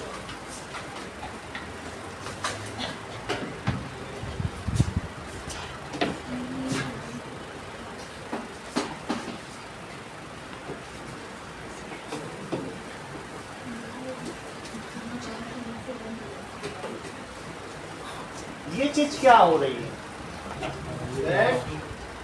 यहाँ पर आपको दिख रहा है, तो इसमें अगर मैं ऊपर दिख रहा है ना लाइट मोड़ने पे, ये इसमें से 1 मिलियन टाइम्स रिफ्लेक्ट हो गया। कितनी बार समझो, कितनी बार रिफ्लेक्ट, एक दो बार है क्या, इट इज अंदर ही अंदर रिफ्लेक्ट हो रहा है, इसमें एनर्जी बिल्कुल कम नहीं होती, जितनी एनर्जी होगी। इसको कहते हैं फाइबर ऑप्टिक्स केबल। आज जो हम लोग फ़ोन का सबका इस्तेमाल कर रहे हैं ना, आप देखते हो कि ज़मीन के अंदर ऐसी पाइप बिछती है जिसमें तार होता ही नहीं है, सिर्फ क्या होता है खोखले पाइप बिछते हैं कि नहीं, कभी ऐसा देखा प्लास्टिक के, ये यही फाइबर ऑप्टिक्स है। अब इसी का ज़माना है। इसमें क्या होगा, इंटरनल रिफ्लेक्शन से सारे संदेश एक जगह से दूसरे जगह पहुंच जाते हैं। अंदर की ओर क्या रहेगा, अंदर की ओर डेंसर मीडियम, बाहर की ओर रेयरर मीडियम। इसमें दो प्लास्टिक लगी हुई, अंदर डेंसर और बाहर कैसी है रेयरर, तो वो अंदर ही अंदर रिफ्लेक्ट करके पहुंचा देता है।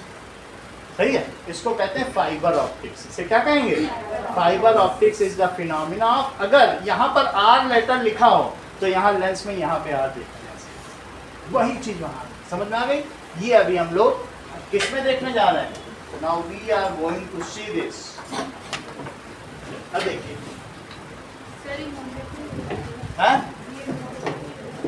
मोड़ क्या कहीं आप काट दीजिए जब भी होगा, उसको कितना कट कर दो, इसके अंदर कुछ है थोड़ी, प्लास्टिक ही तो है। हाँ अभी हम उसके बारे में बताएंगे, TIR देख लें, क्योंकि आगे अगर मैं यहाँ से अभी रिफ्लेक्ट कर देता, समझे इस बात को, तो आप कहते कैसे सर आपने रिफ्लेक्ट कर दिया, ये तो ट्रांसपेरेंट मीडियम में लाइट उधर जानी चाहिए, तो मैं क्या जवाब देता, कर सकते थे क्या।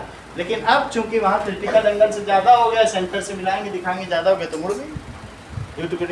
एक रिफ्लेक्शन, ये सबसे पहले यहाँ क्या हुआ, यहाँ डिस्पर्सन हुआ, one dispersion, one TIR and one reflection. जब आपसे पूछा जाए what is rainbow, it includes three phenomena, one dispersion, one TIR और वन रिफ्लेक्शन। ये अभी हम देखें, अभी हम दूसरे पॉइंट पर हैं, सही। तो क्या लिखें जी, सही है। कितनी बात हो गई। अब देखिए टोटल इंटरनल रिफ्लेक्शन क्या है, when angle of incidence is greater than, किससे ज्यादा हो जाए, क्रिटिकल एंगल। इस सेंटेंस को पूरा करो,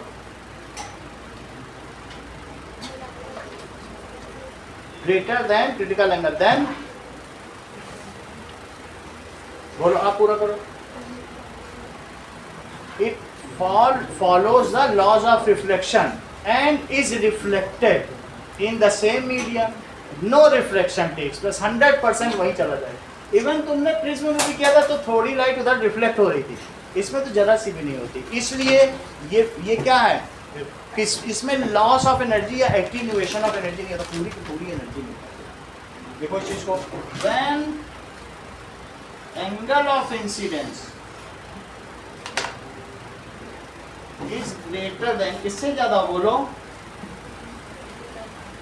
क्रिटिकल एंगल, तो क्या होगा, देन लाइट, ठीक है, does not reflect any more and gate reflected in same medium using laws of reflection, किसी मीडियम में हो जाती है। इट इज कॉल्ड, चूंकि टोटल हो जा रही है, कोई रिफ्लेक्शन हो ही नहीं रहा है, इसलिए इसे क्या कहेंगे, दिस इज कॉल्ड पूर्ण आंतरिक परावर्तन, टोटल इंटरनल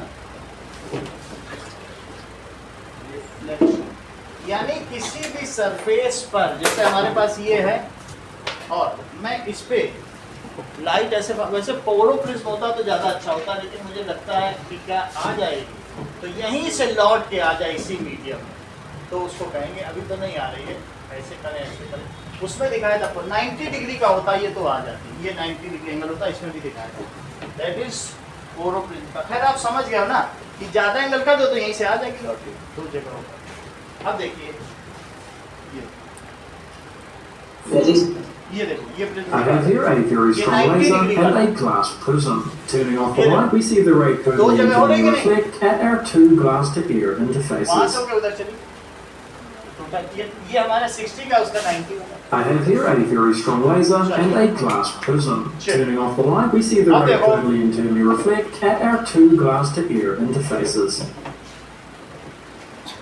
Now, अब हम बात बात करते हैं टोटल इंटरनल रिफ्लेक्शन की वजह से मछली कैसे पकड़ी जाती है। अभी हमने आपसे कहा कि मछली पकड़ लेते हैं वो लोग, तो क्या इसमें कोई इसका भी सिद्धांत है। Let us see what principle lies behind this. तो जो पानी में रहने वाली मछली है, ये देखिए, तो इसका क्या है, यहाँ से जो लाइट आएगी तो ये ज़्यादा हो गई क्रिटिकल एंगल, ऐसे भी क्या होगा, ये ऐसा होगी। तो इधर अगर कोई दूसरी फिश है तो उसको क्या होगा बोलो, उसको वो फिश से जो लाइट आएगी वो फिश यहाँ दिखेगी, कहेगी अच्छा ये फिश है, ये मिरर है। अब ये मिरर का काम करने लगे, जैसे लाइट आई उसको मछली कहाँ दिखेगी बोलो, यहाँ दिखेगी कि नहीं। अगर आपको कोई चीज़ है इसे, अब इसके आगे ये मिरर हो गया, जब रिफ्लेक्शन शुरू हो जाता है तो समझो मिरर है, तो यहाँ से रिफ्लेक्शन होने लग गया ना, यहाँ से तो रे जा रही बाहर। इसी तरीके से यहाँ से भी जो रे है वो यहाँ के आगे तो रे फिर रिफ्लेक्ट होने लगेगी, और जब रिफ्लेक्ट कोई चीज़ होने लगती तो क्या बन जाता है, मिरर बन जाता है। तो इस मिरर में ये मछली इसको यहाँ दिखेगी, और यहाँ खड़ा हुआ आदमी इसको दिखेगा क्या। मान लो यहाँ पे कोई आदमी खड़ा है तो क्या उसको दिखेगा, नहीं दिखेगा। तो उसको कितना कोण दिखेगा बोलो वाटर का, ये कितना पोर्शन दिखेगा। मछली जहाँ जहाँ जाएगी एक कोण सा बनता चलेगा, और बाकी चारों तरफ लगेगा जैसे शीशा लगाया है, और शीशे में इतना पोर्शन काट दिया गया कि वहाँ से उसको रोशनी में, समझ आया। तो एक कोण जैसा दिखेगा, बस एक सर्कुलर क्षेत्र, उतने पे तो वो देख पाए। बाकी ये सब मछलियाँ को यहाँ ऊपर, समझ में आ गई बात। अब हम अपना इस चीज़ को पूरा करते हैं। दूसरा इसका क्या फिनोमेना बताइए, दैट अब रेड लाइट क्या करेगी, रेड वहाँ से TIR होगी, और क्या वॉयलेट का भी TIR होगा। चेक करो, TIR का मतलब बस उसे एंगल पे चली जाएगी। यहाँ पे एक नॉर्मल ड्रॉ कर देना छोटा सा, तो ये नॉर्मल ड्रॉ कर लिया, और इससे रेड लाइट मूव की, चेक करो तो रेड भी मूव करी, और कौन सी की, देखो रेड हुई, ये रेड हो गई। और इस पे पर्पल पे करो तो पर्पल भी हुई।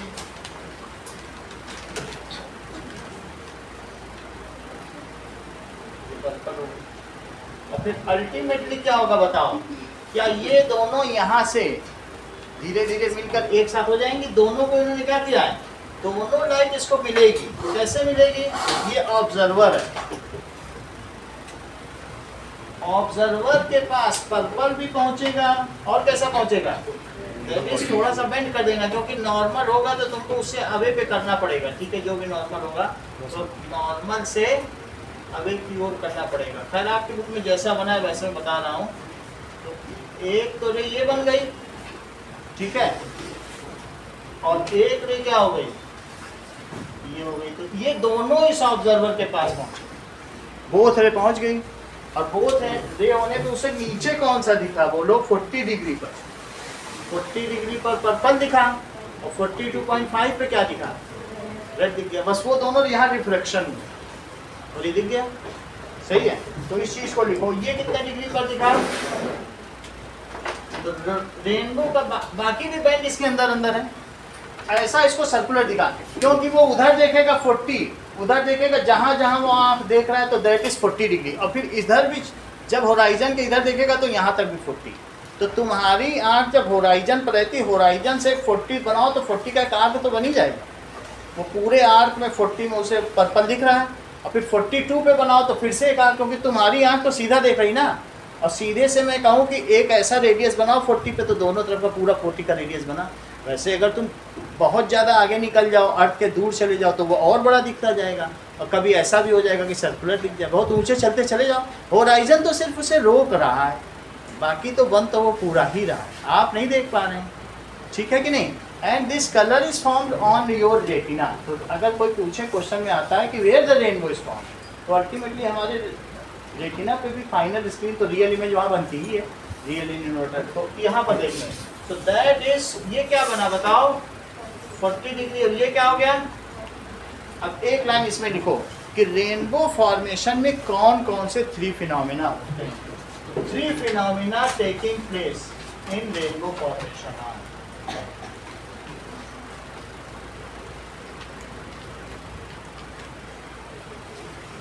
Place in rainbow formation. कौन कौन सा है पलक बताओ, आप बताओ। सही है। These are, पहला कौन सा है, ये कौन सा है बताइए यहाँ पर, डिस्पर्सन। और यहाँ पर क्या है, टोटल इंटरनल रिफ्लेक्शन। और ये क्या है, ये जस्ट एक रिफ्रैक्शन है, अलग अलग कलर का रिफ्रैक्शन है। तो ये तीनों लिख लो, डिस्पर्सन, टोटल इंटरनल रिफ्रैक्शन। और तीसरा कौन सा है, रिफ्रैक्शन। अब ये देखो,